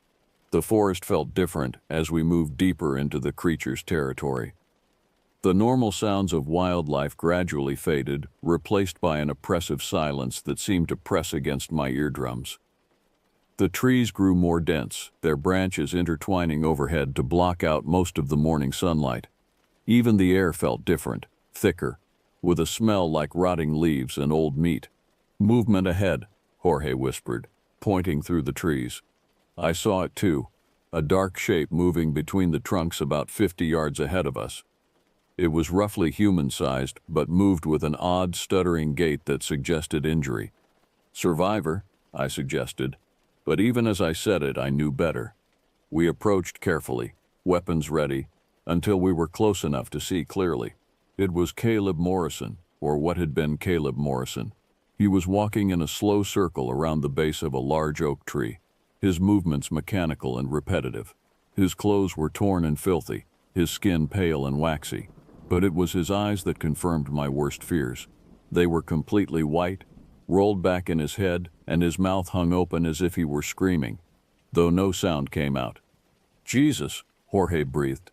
I keyed my radio. Base, this is Unit 2. We found Morrison. He's... Dr. Voss's voice crackled back. Do not approach. Repeat, do not approach. The entity may be using him as a lure. As if summoned by her words, Morrison suddenly stopped walking, and turned directly toward us. His white eyes seemed to focus despite their condition, and when he opened his mouth, Antonio Vasquez's voice came out. "Help me," he said in that same desperate tone I'd heard 2 nights ago. "Please, someone help me." Then Morrison collapsed, his body hitting the ground like a discarded puppet. "It's close," Jorge said, raising his rifle. "It's watching us." The attack came from above. The creature dropped from the canopy like a spider, landing between Jorge and me with enough force to shake the ground. Up close in daylight, it was even more horrifying than I'd imagined. Its limbs were too long, its joints bent at impossible angles, and its skin had a translucent quality that showed the dark network of veins beneath. But it was wearing a new face now. Zane Foster's face, twisted into an expression of predatory hunger. Jorge fired first, his bullet catching the creature in the shoulder and spinning it around. It screamed, a sound like tearing metal, and I saw that its mouth was filled with rows of needle-sharp teeth. I emptied my clip into its center mass, watching the bullets tear through its chest without seeming to slow it down. It backhanded Jorge, sending him flying into a tree with a sickening crack, then turned toward me with Foster's face wearing an expression of terrible amusement. "Help me," it said in Morrison's voice, then lunged. I dove aside, rolling behind a fallen log as the creature's claws raked the air where I'd been standing. From somewhere in the distance, I heard more gunfire, the specialists' weapons, recognizable by their deeper, more resonant reports. The creature pursuing me suddenly stopped and cocked its head, listening. Then, with that impossible speed I'd witnessed before, it bounded away through the trees toward the sound of the battle. I crawled over to Jorge, who was conscious but bleeding from a head wound. "Can you move?" "I think so," he groaned. "Where did it go?" "Toward the others. We need to—" My radio crackled to life. "All units converge on the central clearing immediately," Dr. Voss's voice commanded. "We have multiple targets and at least 6 civilians still alive." We helped each other through the forest, following the sound of sustained gunfire toward what I hoped would be the end of this nightmare. But as we stumbled through the dense undergrowth, I could hear other sounds beneath the shooting voices calling for help, screaming, and something else that might have been laughter. The clearing, when we finally reached it, was a scene from hell. The structures Jesse had photographed were revealed to be crude shelters built from branches, bones, and what I now recognized as clothing and personal effects from dozens of victims. In and around these shelters, the missing persons were scattered like broken dolls, some moving, some still, all bearing the same blank-eyed expression I'd seen on Morrison. But they weren't the creature's prisoners. They were its extensions. As Dr. Voss's team fought the main entity in the center of the clearing, the missing persons began to converge on them, moving with that same mechanical coordination. Zane Foster and Omar Williams shambled toward David, who was reloading his rifle. Antonio Vasquez and 3 other victims I didn't recognize surrounded Marcus, reaching for him with fingers that had grown long and clawed. "They're not human anymore," Dr. Voss shouted over the chaos. "The entity converts them, makes them part of itself." The main creature, the original Wendigo, stood in the center of the clearing, and I finally understood what we were really facing. It wasn't just a monster that ate people. It was something that consumed their essence, their identity, and incorporated them into itself. The faces it wore weren't masks. They were the faces of its victims, absorbed and twisted into extensions of its will. But Dr. Voss's team hadn't come unprepared. Their specialized ammunition was having an effect that normal bullets couldn't achieve. Each hit caused the creature to lose cohesion, its borrowed faces flickering and changing as if it were struggling to maintain them. "The neural disruptors are working," Marcus called out, as he fought off the converted victims. "But we need a clean headshot to sever the connection." Dr. Voss raised her rifle, sighting carefully despite the chaos around her. But before she could fire, Emerson appeared from the tree line, running directly toward the creature with what looked like a grenade in his hand. "Emerson, no," I shouted, but he was already pulling the pin. The explosion wasn't like any grenade I'd ever seen. Instead of shrapnel and fire, it produced a brilliant white light that seemed to burn away the shadows in the clearing. The creature screamed, not with one voice but with dozens, the combined agony of all its victims crying out at once. When the light faded, the Wendigo was on the ground, its form flickering between the various faces it had worn. But it wasn't dead. If anything, it looked more solid now, more real, as if the explosion had forced it to choose a single identity. It chose mine. I watched in horror as my own face materialized on the creature's head, my own voice coming from its mouth as it struggled to its feet. I became a park ranger after my nervous breakdown, it said in my voice, thinking nature would heal me, but nature has its own kinds of madness. Dr. Voss's rifle boomed, the specialized round taking the creature through what had been my forehead. This time, it went down and stayed down, its body dissolving into something that looked like shadow and smoke. Around the clearing, the converted victims collapsed as if their strings had been cut. Some of them, I realized with growing hope, were beginning to stir with something that looked like genuine human awareness. "It's over," Dr. Voss said, lowering her weapon. But her voice carried no triumph, only weary professionalism. "The entity is dead, and the psychic connection has been severed. The survivors will recover, though they may not remember much of their captivity." Jorge limped over to where I was kneeling beside Morrison, who was blinking in confusion but appeared to be genuinely conscious for the first time in days. "What happens now?" Jorge asked. Dr. Voss was already packing up her equipment. "Now you write reports about a rogue bear that was terrorizing campers until park rangers were forced to put it down. The survivors were found suffering from exposure and dehydration after being lost in the woods. End of story." "And the truth?" She looked at me with eyes that had seen too many impossible things. "The truth is that there are monsters in this world, and sometimes people like us have to deal with them so that people like you can go on believing the world makes sense." As the medical evacuation helicopters arrived to transport the survivors, I found myself staring into the forest that had become my sanctuary and my nightmare. I'd come here seeking healing from one kind of madness, only to discover another that ran far deeper than human corruption. But perhaps that was the lesson I'd needed to learn. The monsters we face aren't always the ones we expect. Sometimes they're ancient things that have been waiting in the dark corners of the world, feeding on our fears and weaknesses. And sometimes, the only way to defeat them is to accept that we're all capable of becoming monsters ourselves and choose not to. 6 months later, I'm still a ranger in the Superior National Forest. The missing persons reports have stopped and the Northern Territories are once again safe for hikers and campers. But I carry Dr. Voss's card in my wallet, and I know that if I ever encounter something that goes beyond normal Park Service procedures, there are people I can call. Because I've learned that nature doesn't just have its own kinds of madness, it has its own kinds of hope as well. In the face of something that should have destroyed us all, we found the courage to fight back, to protect the innocent, and to ensure that the darkness didn't spread. That's got to count for something, even if no one else will ever know.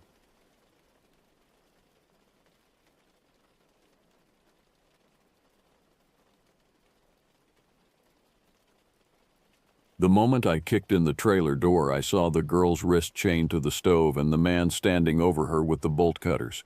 She mouthed, "Help," he grinned, and my pulse hammered louder than her screams. But let me step back. Let me tell you how I got there. Because the ghosts of that day still walk through my sleep, and sometimes the only way to quiet them is to remember it all from the beginning. My name is Jake Martinez, and this happened to me back in 2017 in Bemidji, Minnesota. I'd been working patrol for 8 years, long enough to know that most calls are routine and most people are decent, long enough to let my guard down just enough to make what happened next feel like stepping off a cliff I didn't know was there. I'd come on shift at noon because Bobby, the day supervisor, had food poisoning. The station smelled like burnt coffee and the particular stolness that clings to places where people work too many hours for too little pay. Dispatch was running skeletal. Just Marla at the board, her arthritis making her wince every time she reached for the radio. Chief Reynolds was in meetings with the county about budget cuts.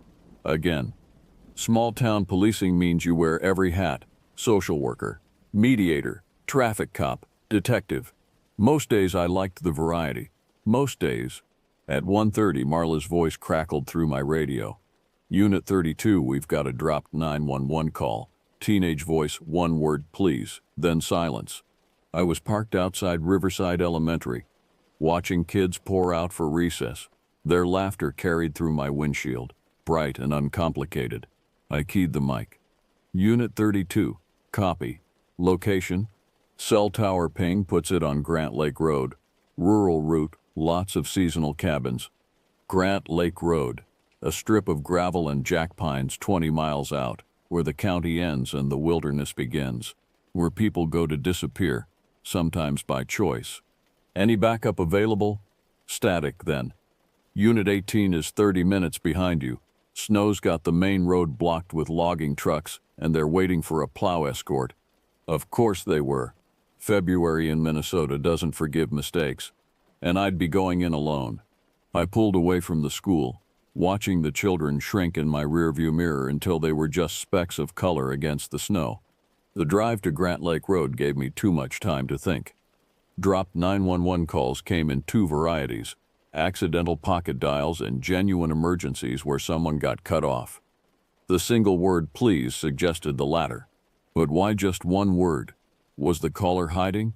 Injured? Dead? I'd worked kidnapping cases before, mostly custody disputes that got ugly, or teenagers who'd run off with older boyfriends. But something about this call felt different. Maybe it was the desperation Marla had mentioned hearing in that single syllable. Maybe it was the weather, the way the gray sky pressed down like a lid on a coffin. The road turned from asphalt to gravel, 3 miles out from town. Snow began to fall, not the gentle postcard kind, but the mean driving flakes that stick to your windshield and make you question every decision that brought you to this moment. My cruiser's heater wheezed against the cold seeping through the seals. Grant Lake Road stretched ahead of me like a scar through the forest. The trees closed in on both sides, their bare branches forming a canopy that blocked what little light the afternoon sun provided. I'd driven this route countless times for wellness checks on elderly residents or domestic disturbances that spilled over from town, but today it felt alien, hostile. Every cabin I passed looked abandoned, snowdrifts pressed against dark windows, no tire tracks in the driveways, the kind of empty that makes you realize how far you are from help, how much can happen in the space between heartbeats. Mile marker 7, 8, 9. At mile 10 I saw it. A tan Chevy van sitting outside Lot 62 of the Maple Hollow Trailer Park. The plates were expired, the back doors dented inward as if someone had tried to punch their way out from the inside. The sight sent ice water through my veins. I parked behind the van, noting the way it was positioned, facing out, ready for a quick exit. Professional. The trailer park consisted of 8 rundown single-wides arranged in a rough horseshoe around a gravel lot. Most looked vacant, winter wrapping them in silence. But Lot 62 showed signs of recent habitation, footprints in the snow, a faint glow from one window. I approached on foot, my boots crunching through snow that hadn't been disturbed except for a single set of tracks leading from the van to the trailer's front door. Adult male, size 11 or 12 boots, walking with purpose, not running, not stumbling. Someone who belonged here, or thought he did. The trailer itself was maybe 40 feet long, aluminum siding stained with rust and winter grime. A small window unit air conditioner hung askew from one side, its cord disappearing through a hole someone had cut in the wall. The front door was plywood painted to look like wood grain, the kind of cheap cosmetic fix that fooled no one.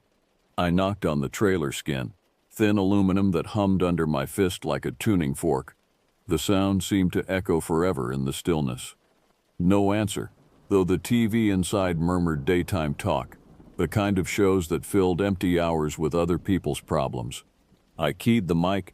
Unit 32 on scene, possible welfare check. Tan van, expired plates, trailer appears occupied. Marla's voice came back. Copy. 32. Unit 18 still 20 minutes out. 20 minutes.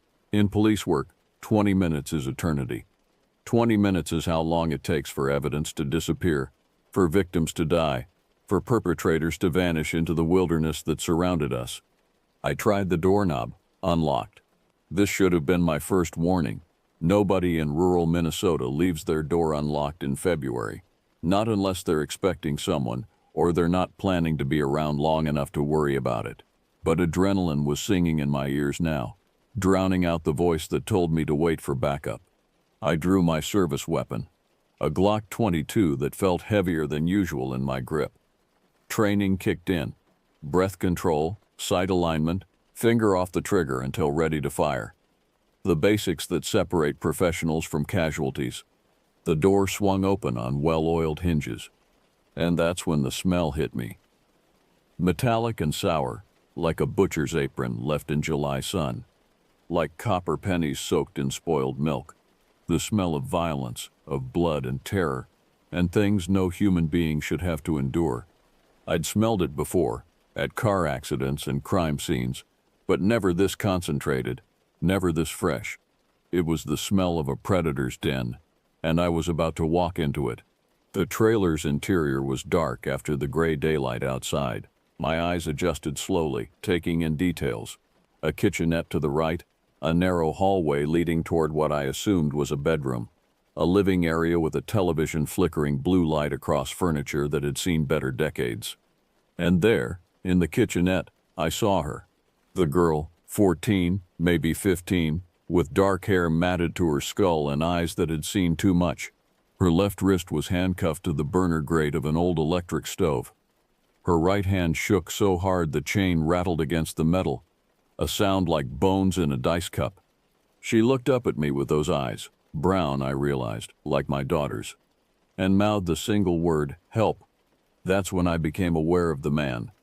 He'd been standing behind the refrigerator, hidden in the shadows, but now he stepped into the light. Heavy shoulders, thick arms, wearing blood-spattered coveralls and a canvas welding hood pushed up to reveal matted red hair clinging to a sweat-slicked scalp. His eyes were washed-out blue, wide and unblinking, like a fish pulled from deep water. Later, I'd learned his name was Vernon Hicks, laid-off slaughterhouse stunner with a record sealed after a 2009 assault in Duluth. But in that moment, he was just a nightmare in human form, grinning at me with cracked lips and a missing canine tooth. "Step back and show me your hands," I said, leveling my weapon at center mass. His smile widened. He opened his palms slowly, theatrically, like a magician revealing an empty hat. A flensing knife lay on the counter beside the bolt cutters, its blade catching the television's flickering light. "You're early," he said, his voice low but clear, conversational, as if we were discussing the weather. Wasn't finished seasoning her yet. The casual horror of those words hit me like a physical blow. Seasoning, like she was meat. I moved in 2 steps, angling to keep him away from the girl, trying to maintain a clear line of sight. The trailer was too cramped for proper tactics. Too many corners where violence could hide. "Keys," I said. "Toss them to me." He shrugged and flicked something silver in my direction. I caught it reflexively. 2 light, fake keys. The kind you'd get at a hardware store for $1. He'd planned for this moment, for interruption.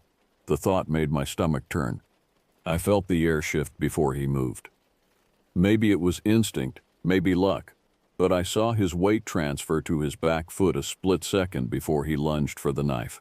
I fired once, pure reflex, and the round creased his shoulder. He didn't flinch. The blade whipped past my vest and scored my left bicep, opening a line of fire that made my vision blur. Numb heat spread down my arm, and I knew I was bleeding more than I should be.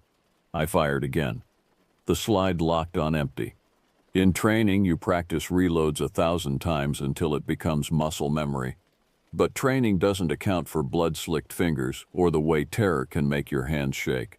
The magazine catch slipped twice before I got it seated. By the time the fresh clip was loaded, Vernon Hicks was diving through the back window, glass raining down like broken stars. The trailer shook with his passage, and then he was gone, leaving only the sound of his boots hitting snow and the girl's quiet sobbing. I wanted to pursue, but Jessica Torres, I'd learn her name later, was my priority. She was 14 years old, missing since Tuesday, her left wrist cuffed to the burner grate with a raw groove worn down to bone where she'd fought the restraints. "I'm not leaving," I told her. digging through Hicks's toolkit for the bolt cutters. They were painted with something dark and flaky. Not fresh blood, but old, the color of rust or dried mud. How many others had he used them on? I snapped the chain. Jessica could stand, barely, leaning against me as we made our way outside. The cold air hit her like a slap, and she stumbled, but she was alive. She was walking. Deputy Hayes's SUV came fishtailing into the lot just as we cleared the trailer, his face pale behind the windshield. I passed Jessica to him, pointing north toward the tray line where Hicks had disappeared. Suspect's bleeding. Won't get far, I said. Hayes's eyes darted to my arm, where blood was soaking through my uniform shirt. We wait for state troopers. He's got an hour's head start if we do. He already took one kid. How many more are in that van? But I didn't wait for permission. The trail was easy to follow. Drops of bright red on birch bark, a left-handed smear on a tree trunk where he'd steadied himself. The woods were dense here, old growth that blocked the sky and muffled sound. Perfect cover for someone who didn't want to be found. I followed the blood trail for 10 minutes before the ground leveled into a clearing. And there it was, rising from the snow like the skeleton of some prehistoric beast, the abandoned North Star Mill. I'd heard about it but never seen it up close. Built in the 1940s to process lumber from the surrounding forest, it had been shuttered since the 80s when the industry moved west. Now it stood empty, its corrugated walls gray with age and weather, windows dark as dead eyes. A fresh padlock hung from the side door, but the door itself yawned open. Inside, the smell was even worse than the trailer. Colder, damper, older. The smell of things left to rot in darkness. A bulb swung from a generator somewhere deeper in the building, pulsing sickly light across sawdust that looked like it hadn't been disturbed in decades. But it had been disturbed. Recent footprints led through it, and that trail of blood continued toward the back of the building. I followed it to a corrugated partition that had been erected to create a smaller workspace within the larger structure. The door was plywood on industrial hinges, and it creaked under my boot as I pushed it open. What I saw inside will stay with me until I die. 3 hours earlier, Jessica Torres had given up trying to scream. Her throat was raw from it, and the man Vernon, he'd told her to call him Vernon, just smiled when she did it anyway. He'd explained, in that calm voice that made everything worse, that nobody could hear her out here, that the trailer park was empty except for them, and the nearest neighbor was 5 miles away through forest that would kill her faster than he would if she tried to run. She'd stopped believing in rescue around the time he'd shown her the bolt cutters. Now she sat chained to the stove, trying to keep her weight off her left wrist where the metal had worn through skin.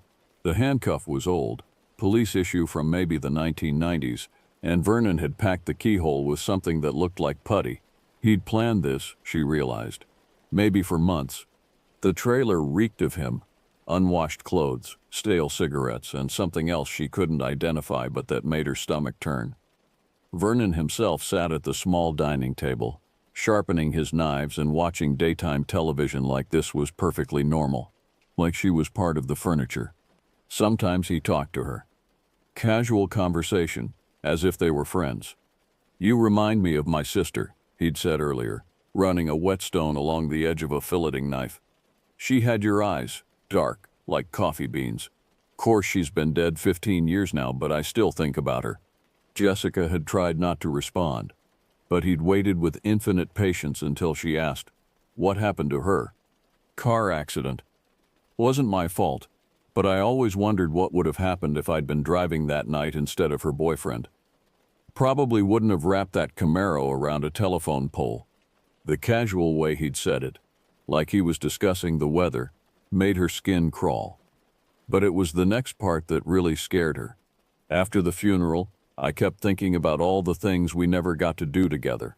All the conversations we never had. Time's funny that way. You think you've got all of it in the world, and then it's gone. He'd looked at her then, really looked, and Jessica had seen something in his eyes that made her understand she was going to die in this trailer. "But with you, I've got time. All the time in the world to get to know each other." That was when she'd started praying, silently mouthing words her grandmother had taught her in Spanish, because if God was listening, Maybe he'd understand better in the language of her childhood. Now, hours later, Vernon was preparing lunch. He moved around the kitchenette with practiced efficiency, opening cans and heating soup on the burner farthest from where she sat. The domesticity of it was somehow worse than the threats. "You hungry?" he asked, stirring the soup with a wooden spoon. "Gotta keep your strength up." Jessica shook her head, though her stomach was cramping with emptiness. She hadn't eaten since Tuesday morning, 3 days ago, when her mother had made her eggs and toast before school. The memory of that normal morning, arguing about homework, complaining about the cold, kissing her mom goodbye, felt like something from another lifetime. "Suit yourself," Vernon said. "But you'll eat eventually. They always do. They always do." How many others had there been? Vernon's phone buzzed on the counter, and he glanced at it with the casual interest of someone checking the time. Jessica caught a glimpse of the screen, a weather alert warning of heavy snow. Perfect for him, she realized. Snow would cover tracks, keep people indoors, make rescue even less likely. He was ladling soup into a bowl when the first knock came. 3 sharp raps on the aluminum door, the sound echoing through the trailer like gunshots. Vernon's hand stilled on the ladle, and Jessica felt her heart stop. "Police!" a voice called from outside. Male, authoritative, close enough that help was finally impossibly here. Vernon's face went through a series of expressions. Surprise, calculation, then something that might have been amusement. He set down the ladle and picked up the bolt cutters from where they lay beside the sink. "Now that's interesting," he murmured, testing the weight of the tool in his hands. "Wasn't expecting visitors." Jessica tried to scream, to warn whoever was outside, but Vernon was already moving. He pressed the bolt cutters against her throat, just hard enough to make breathing difficult.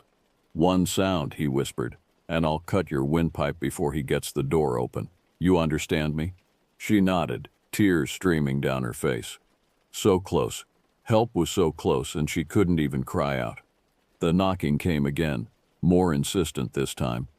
Vernon positioned himself behind the refrigerator, where he'd be hidden when the door opened. The bolt cutters moved to hover over her wrist, right where the chain connected to the handcuff. "Remember," he whispered, "one sound."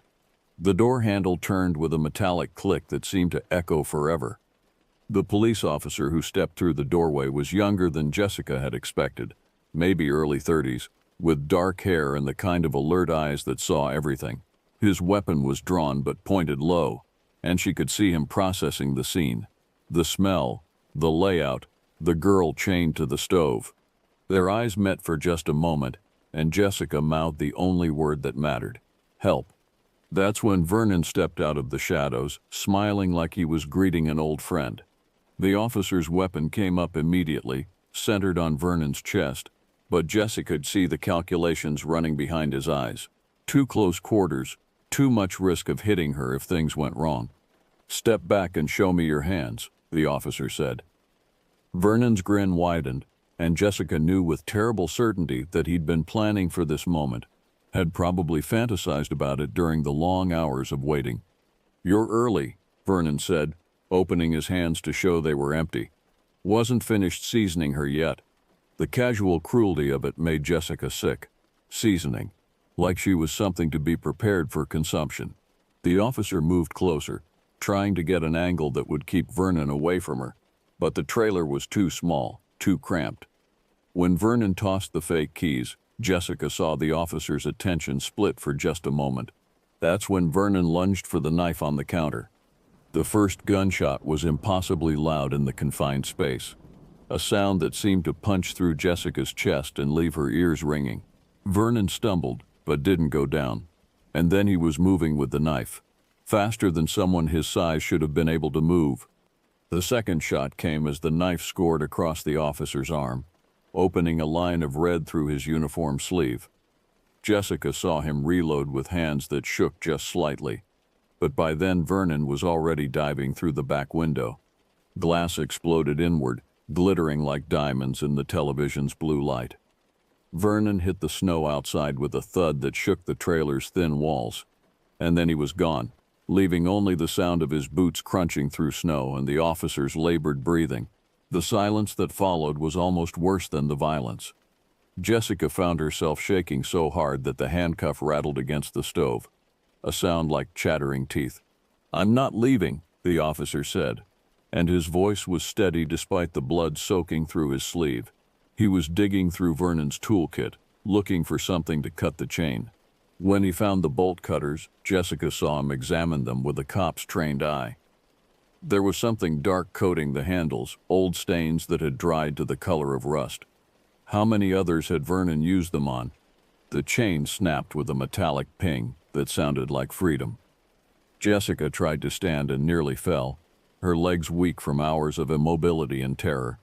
The officer caught her arm, his good arm, and helped her toward the door. "Easy," he said. "We're going to take this slow." Outside, the cold air hit her like a physical slap, but it was clean, cold winter air that didn't reek of violence and madness.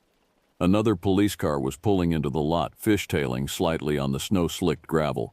The second officer, older, with gray at his temples, took charge of her immediately, wrapping her in a blanket that smelled like coffee and cigarettes. "Normal smells, human smells. Suspects bleeding," the first officer was saying, pointing toward the tree line. "Won't get far." "We wait for state troopers," the older officer replied. "He's got an hour's head start if we do. He already took one kid. How many more are in that van?" Jessica wanted to tell them about the others Vernon had mentioned. The conversations they never got to finish, but her voice wouldn't work. The trauma was hitting her now that the immediate danger was past, making her shake so hard she could barely hold on to the blanket. She watched the first officer disappear into the trees, following Vernon's trail through snow that was falling harder now. The woods seemed to swallow him, and Jessica found herself praying again, not for herself this time, but for the man who'd risked his life to save hers. Because Vernon was still out there, somewhere in those dark trees, and Jessica knew with terrible certainty that this wasn't over. Deputy Hayes helped her into his cruiser, cranking the heat until her shaking began to subside. Through the windshield, she could see the trailer where she'd spent the worst 3 days of her life. Its windows dark now, except for the blue flicker of the television. "What's your name, honey?" Hayes asked gently. "Jessica," she whispered. "Jessica Torres." "Well, Jessica Torres, you're safe now. That's Officer Martinez who went after the bad guy, and he's the best tracker in the county. He'll get him."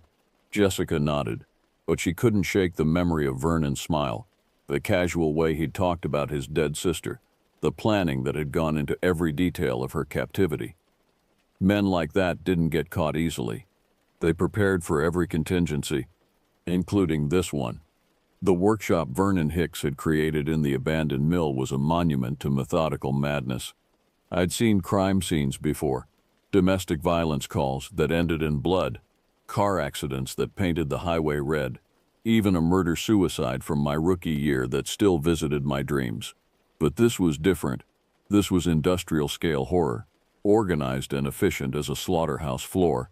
A metal workbench dominated the center of the space, its surface scarred with knife marks and stained dark with substances I didn't want to identify. Above it, a rack of tools hung with surgical precision, flensing knives, bone saws, devices I couldn't name but whose purpose was sickeningly clear. The smell here was worse than in the trailer. Death concentrated and aged like walking into a tomb. Vernon stood at the far end of the bench, one hand pressing gauze to his wounded shoulder, the other tattooing something onto a strip of what looked like leather with a soldering iron. Except it wasn't leather, I realized with growing horror. The flesh was too pale, too thin, human skin, stretched and pinned to a wooden frame like vellum. I saw then that what I'd mistaken for gauze was actually a child's t-shirt, pink with cartoon unicorns now stained dark with blood, and the skin on the table wasn't his. Rage flared so hot it felt clean, burning away fear and replacing it with crystalline focus. This monster had been hunting children, processing them like livestock, turning them into trophies. "Police, don't move." Vernon glanced over his shoulder with that same casual smile, as if I'd interrupted him reading the newspaper rather than mutilating a child's corpse. He kept the soldering iron on the flesh, letters burning black and smoking. "Keep," he said conversationally. and I could see the word branded into the skin. The rest spells quiet. Takes 2 passes to get it deep enough. My second bullet hit the workbench beside him, sending sparks flying from the iron's cord. Vernon hurled a gallon jug in response. Ammonia, from the smell, fanning through the air in an acrid cloud that made my eyes water and my throat close. He rushed me while I was blinded, swinging the soldering iron like a mace. I blocked with my pistol frame, feeling the heat kiss my cheek as the iron's tip grazed my skin. The pain was immediate and searing, but muscle memory kept my trigger finger under control. 3 shots, center mass. The .40 caliber rounds hit Vernon Hicks like sledgehammer blows, spinning him around and sending him crashing against the workbench. He toppled into a coil of extension cord, his life leaking out onto sawdust that had absorbed too much blood already. Silence settled over the mill except for the generator's distant hum. Then I heard it, a soft rustle from behind stacked lumber near the back wall. "Show your hands," I called, my voice echoing in the cavernous space. "Come forward slowly." A boy crawled into view, maybe 8 years old, duct tape around his ankles. Blonde hair, blue eyes wide with terror that had aged him decades in however long he'd been here. Behind him, partially hidden by a fallen beam, I could see another child, this one unconscious but breathing. I cut them loose with Vernon's own knife, the irony not lost on me. The conscious boy, Tommy, he whispered when I asked his name, clung to me as I carried him outside. The other child, a girl no more than 10, I cradled in my arms like she was made of glass. The snow was falling harder now, fat flakes that would soon cover the mill and everything in it, but not before the state crime scene unit could process it, could catalog every piece of evidence that would tell the story of Vernon Hicks's systematic horror. Deputy Hayes was waiting with EMTs who immediately took charge of the children. Their professionalism was a comfort, gentle hands, warm blankets, soft voices that promised safety. But I could see in their eyes the same sick knowledge that was growing in mine. If Vernon had taken these 2 recently, how many others had there been over the years? More police arrived as word spread. State troopers, county detectives, the FBI field office from Duluth. The mill became a hive of controlled activity, each investigator adding another piece to a puzzle that grew more horrific with each revelation. They found 6 sets of remains in shallow pits behind the mill, all missing children from towns too small to make national news. Vernon Hicks had been working 3 counties for 10 years, moving whenever the heat got too intense, always finding new hunting grounds among communities that trusted their neighbors and left their doors unlocked. The coroner, a thin man named Patterson who'd worked these woods for 30 years, emerged from the mill looking like he'd aged a decade in an hour. "Worst I've ever seen," he told Chief Reynolds, not knowing I was close enough to hear. "What that man did to those children, there's evil in this world that normal people can't comprehend." I understood what he meant. Standing in that workshop, seeing the methodical tools and the trophies Vernon had made from his victims, I'd glimpsed something that existed beyond normal human malice. This wasn't passion or rage, or even madness in any clinical sense. It was something colder, more calculating. The kind of evil that plans ahead, that improvises, that learns from its mistakes. The kind that would have kept killing indefinitely if not for a teenager's desperate 911 call and a chain of coincidences that put me in the right place at the right time. But even as I told myself we'd won, that Vernon Hicks would never hurt another child, I couldn't shake the feeling that we'd only seen the surface. The mill was too well equipped, too organized for a man working alone. The timing of everything, his preparation for police intervention, the backup locations, the escape routes, suggested someone who'd had help, or at least training. Special Agent Morrison from the FBI arrived just as the coroner's team was loading the last of the remains. She was a compact woman with silver hair and the kind of eyes that had seen too much but kept looking anyway. "Officer Martinez," she said, finding me sitting on the bumper of an ambulance while a paramedic rebandaged my arm. "I need to ask you some questions about the suspect." I told her everything I could remember about Vernon, his calm demeanor, his planning, the way he'd talked about seasoning Jessica like it was a cooking technique. Morrison took notes in a leather portfolio. occasionally asking for clarification on details that seemed insignificant to me, but clearly meant something to her. "The branding on the skin," she said finally. "You're sure it's spelled keep quiet?" First word was definitely keep. He said the rest would spell quiet, but I stopped him before he could finish. Morrison nodded, but something in her expression suggested this detail was more important than I realized. She excused herself and walked toward the mill, talking rapidly into her phone. The crime scene photographer emerged an hour later, his face pale behind his camera gear. I'd worked with him before, a veteran who documented everything from gang shootings to domestic homicides without flinching. Seeing him shaken was more unsettling than the gore itself. "How many photos?" Detective Williams asked him. 400 and change. Every angle, every tool, every... He paused, looking for words that wouldn't sound clinical. Every trophy. This guy was documenting his work, keeping records. Records. The word hit me like ice water. If Vernon had been keeping records, that meant there were files somewhere, documentation of victims we hadn't found yet. Families who still didn't know what had happened to their children. As if reading my thoughts, Agent Morrison reappeared at my side. "Officer Martinez, I need to ask you about the suspect's demeanor when you encountered him. You said he seemed prepared for police intervention. More than prepared. He had fake keys ready to throw. The trailer was set up for a quick escape, van facing out, back window rigged to break easily. He'd thought through every angle. And his speech patterns? Any specific phrases or terminology that stood out? I thought back to those terrible moments in the trailer workshop. Seasoning. He talked about seasoning Jessica like she was meat, and he mentioned time. Said he had all the time in the world to get to know her."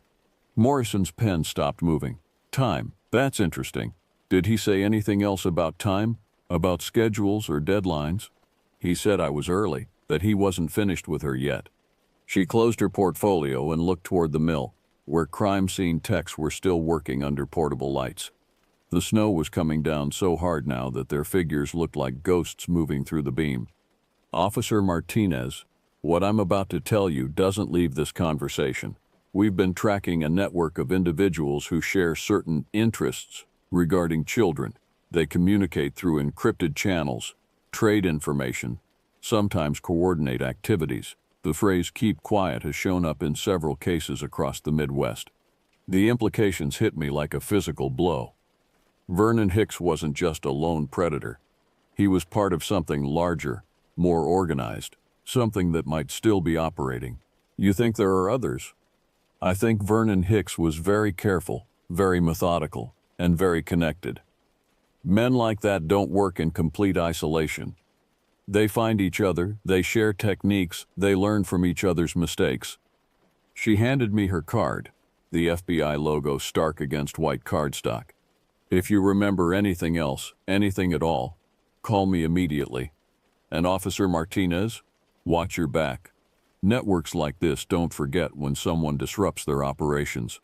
As she walked away, I looked around at the scene. Police cars with their light bars painting the snow red and blue, crime scene tape fluttering in the wind. The mill itself squatting in the darkness like a malevolent beast. We'd stopped Vernon Hicks, saved 2 children, found the remains of 6 others who could finally be laid to rest. But somewhere out there, in other abandoned buildings and other forgotten places, the network continued. Other monsters were making their plans, learning from Vernon's mistakes, adapting to new realities. The quiet that Vernon had tried to brand onto his victim's skin wasn't just about silencing screams. It was about the silence that enables evil, the quiet of small towns that don't ask hard questions, of systems that don't share information, of good people who assume the worst could never happen in their community. As I climbed into my cruiser to head back to town, I realized that Vernon Hicks had taught me something about the nature of evil. It's patient, it's organized, and it relies on the rest of us staying quiet. But some ghosts, once awakened, refuse to be silenced. The Bemidji Police Department became a different place in the days following the mill. Reporters camped outside, their cameras hungry for details we couldn't share. FBI agents moved through our hallways like efficient ghosts, setting up equipment and conducting interviews that lasted hours. The quiet routine of small-town policing was replaced by the controlled chaos of a federal investigation. I spent 3 days being debriefed, telling the same story over and over to different agents who approached it from different angles. They wanted every detail, the exact words Vernon had used, the layout of both crime scenes, the condition of the children when I found them. I gave them everything I could remember. But even as I talked, I could feel pieces of the memory slipping away, my mind trying to protect itself from images it wasn't meant to process. Agent Morrison remained the lead investigator, and I learned that her interest in the case went beyond the immediate crimes. She showed me photographs from other scenes in Wisconsin, Iowa, Nebraska, abandoned buildings turned into workshops, tools arranged with the same methodical precision, that same phrase burned into skin or carved into wood, "Keep quiet." 15 confirmed cases across 7 states, she told me on Thursday afternoon, spreading files across the conference table in what used to be our break room, all fitting the same pattern. Isolated locations, methodical preparation, children taken from small communities where disappearances might not immediately trigger major investigations. The photographs were clinical, sanitized for law enforcement consumption, but they still made my stomach turn. Each scene told the same story: careful planning, systematic violence, and attention to detail that spoke of practice and refinement. "You think they're all connected?" I asked. "We know they are. We've been monitoring communications between individuals with these specific interests for 2 years. They call themselves collectors. They share techniques, trade information about potential targets, even coordinate timing to avoid detection patterns." She pulled out a thick file marked with classifications I didn't recognize. Vernon Hicks was more than just a participant. Based on what we found in his van and at his apartment in Duluth, he was a teacher. He documented his methods, shared them with others, helped them improve their operations. The van had yielded a laptop with encrypted files that the FBI's cybercrimes unit was still working to crack. But they'd found enough unencrypted material to paint a picture of systematic predation that made my blood run cold. Maps marked with potential hunting grounds. Profiles of children from broken homes or single-parent families. Detailed notes on law enforcement response times in rural communities. Vernon Hicks had turned child abduction into a science. "How many others are out there?" I asked. Morrison's expression was grim. "We've identified at least 12 active participants in the network. Most are like Hicks, working alone but sharing information. But there are indications of a more centralized structure, someone coordinating activities and providing resources." She showed me intercepted communications, coded messages that looked like harmless conversations about hobbies or interests, but carried deeper meanings. The FBI had been working to crack the code for months, building profiles and tracking movements. But the network was careful, paranoid, always evolving. "Your intervention here may have disrupted more than just Hicks's operation," Morrison continued. "These people are smart, and they learn from each other's mistakes. The fact that Hicks was caught in the act, that his methods were exposed, will force them to adapt. That could work in our favor, make them nervous, cause them to make mistakes. Or it could drive them deeper underground." The weight of that responsibility settled on my shoulders like lead. I'd been trying to save one girl following basic police procedure for a welfare check. The idea that my actions might have broader implications for a national investigation was overwhelming. What happens now? Now we use what we learned here to build a bigger case. Hicks's files, his communications, the physical evidence from both scenes. It all goes into a database that helps us map the network and predict where they might strike next. She closed the files and looked at me directly. "But I meant what I said before, Officer Martinez. These people don't forget. They know someone in Bemidji disrupted their operations, and they know law enforcement is closing in. They might decide to eliminate the threat. The threat, meaning me and anyone else who could testify about what we'd found, including Jessica Torres, who was still in protective custody at the hospital, and the 2 children we'd rescued from the mill. That night I drove by Jessica's house for the 3rd time since the incident. Her mother had posted a guard rotation of family members and neighbors, good people who understood that the nightmare wasn't necessarily over just because Vernon Hicks was dead. They watched my patrol car with eyes that held equal measures of gratitude and lingering fear. The Torres family had been through enough. Elena Torres, Jessica's mother, worked 2 jobs to keep them afloat after her husband's death in Afghanistan. Jessica was their hope for the future. Honor roll student, college-bound, the kind of kid who made teachers believe in what they were doing. Now she sat in a hospital room, talking to psychiatrists about trauma that would take years to process. I'd visited her once, bringing flowers that seemed pathetically inadequate given what she'd survived. She'd been polite but distant, her eyes constantly moving to the door, the windows, anywhere a threat might emerge. The girl who'd mouthed help in that trailer was still there, but she was wrapped in layers of protective numbness that might never fully heal. She asks about you, Elena had told me in the hallway afterward. Wants to know if you caught all of them. All of them, as if she instinctively understood what the FBI was just beginning to grasp.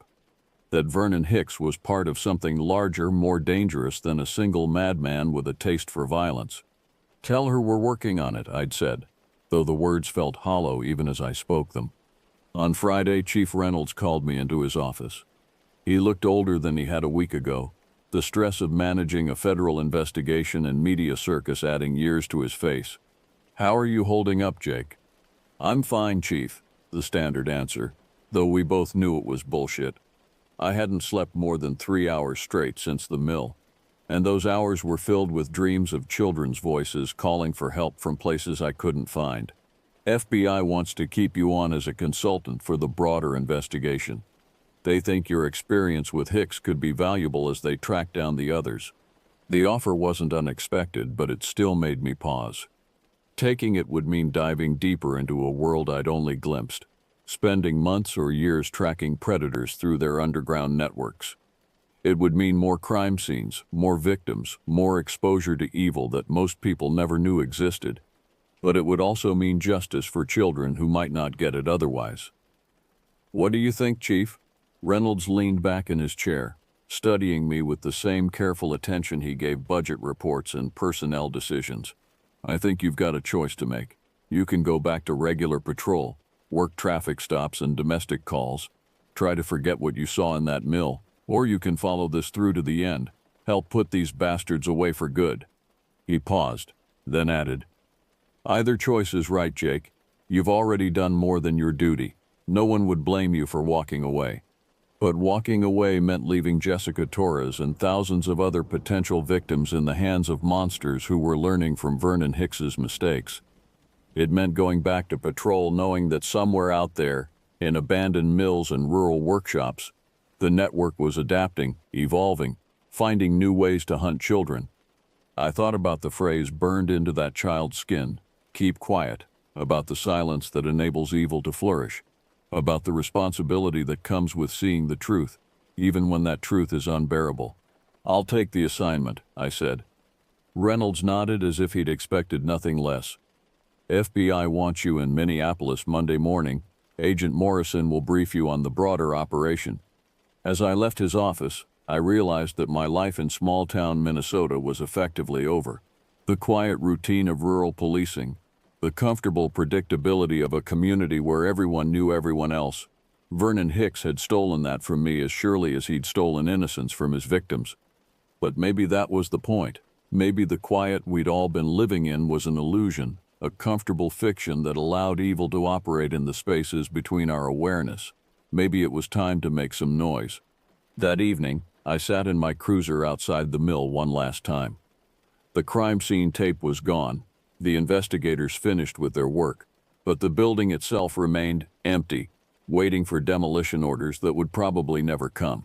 In a few months, it would just be another abandoned structure in the Minnesota woods, its secrets buried with its victims.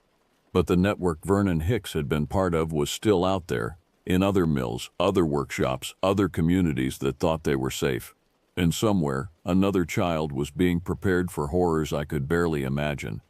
The ghosts that had awakened in this place weren't the kind that could be laid to rest with bullets and handcuffs. They demanded something more, the kind of justice that comes only from exposing every secret, pursuing every lead, refusing to let the quiet settle again until every predator was caged. As I drove back toward town, I made a promise to the darkness behind me and the children who died in it. The network thought they could stay hidden, that law enforcement would never understand their methods or predict their movements. They were about to learn how wrong they were. 6 months after Vernon Hicks died on the floor of the North Star Mill, I sat in a sterile conference room in Minneapolis, staring at a wall covered in photographs that told the story of the most extensive child trafficking network in American history. The faces looked back at me, some alive, some recovered, too many that we'd found too late. Each photograph represented a family destroyed, a community scarred, a failure of systems that were supposed to protect the innocent. But they also represented progress, pieces of a puzzle that we'd finally learned to solve.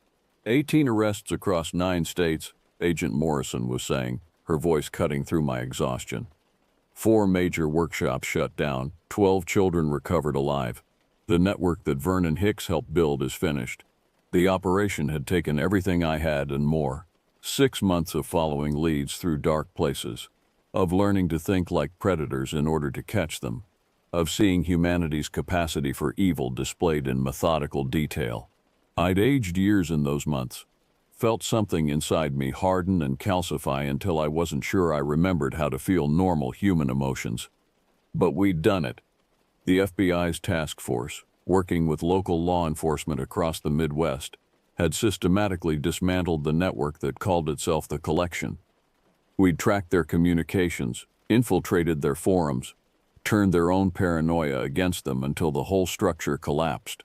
The man at the center of it all, the one Morrison had called the coordinator, turned out to be a retired elementary school principal from Des Moines named Robert Chen, 63 years old, grandfather of 4, pillar of his community.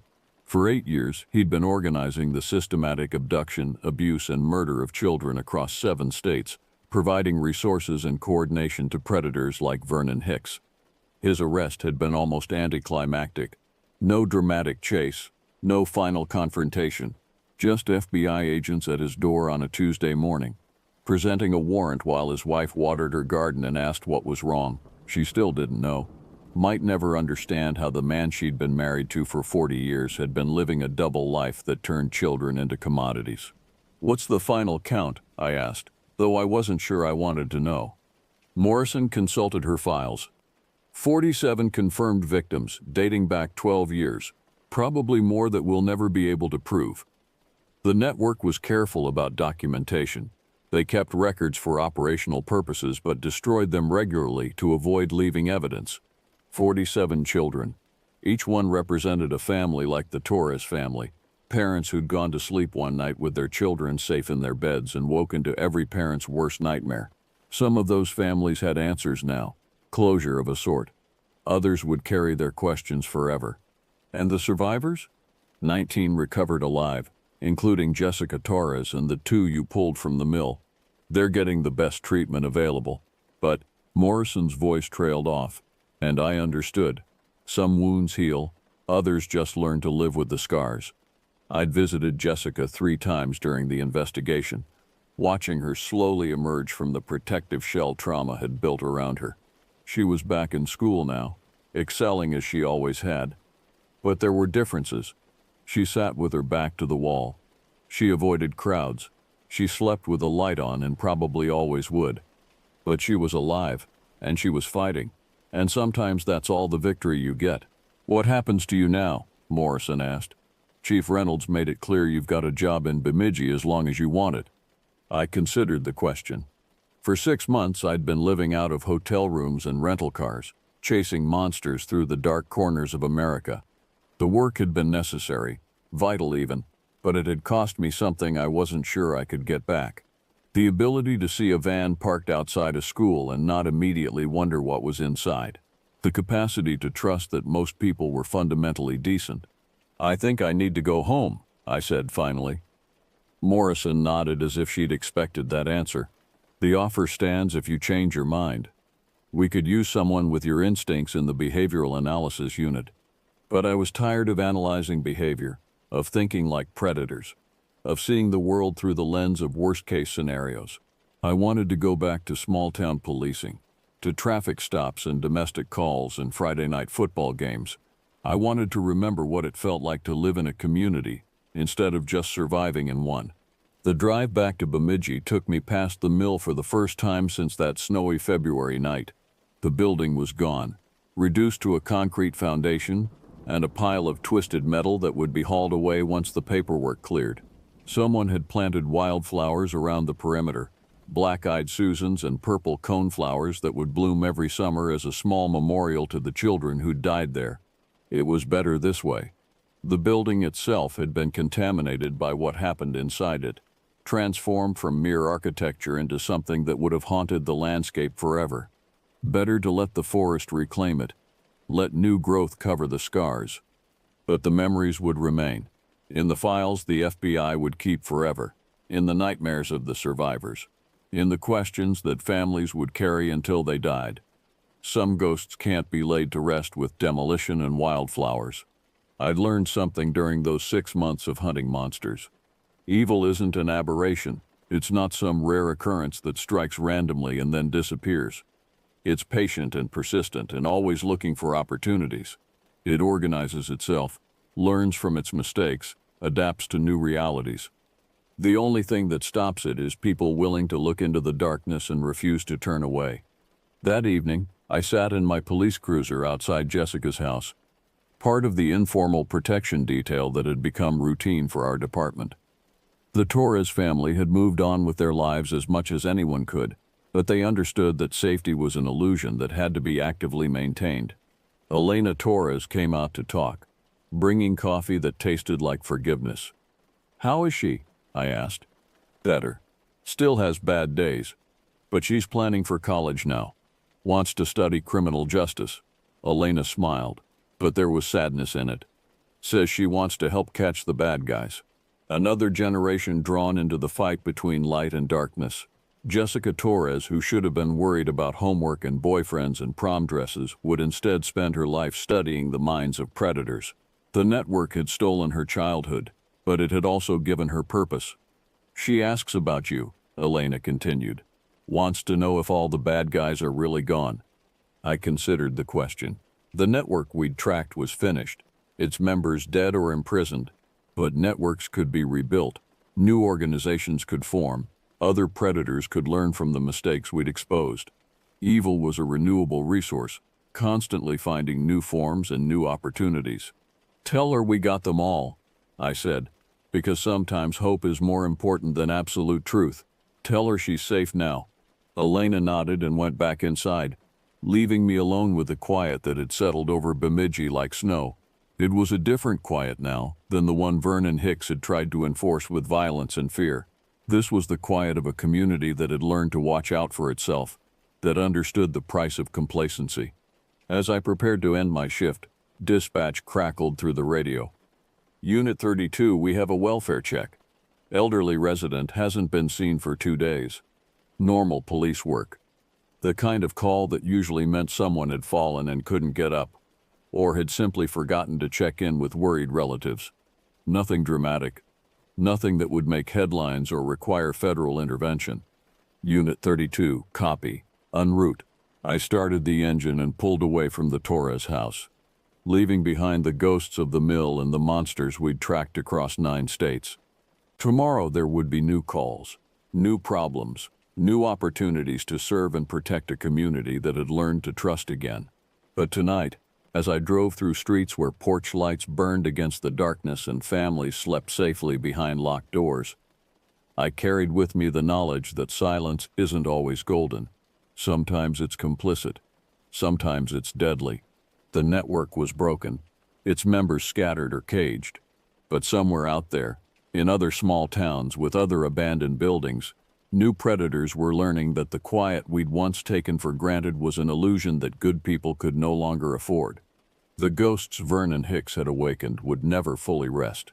They would whisper in the spaces between what we know and what we fear, reminding us that the price of peace is eternal vigilance. And sometimes, when the wind blows through empty mills and forgotten places, you can still hear their voices calling across the darkness, "Help." But now, finally, we're listening.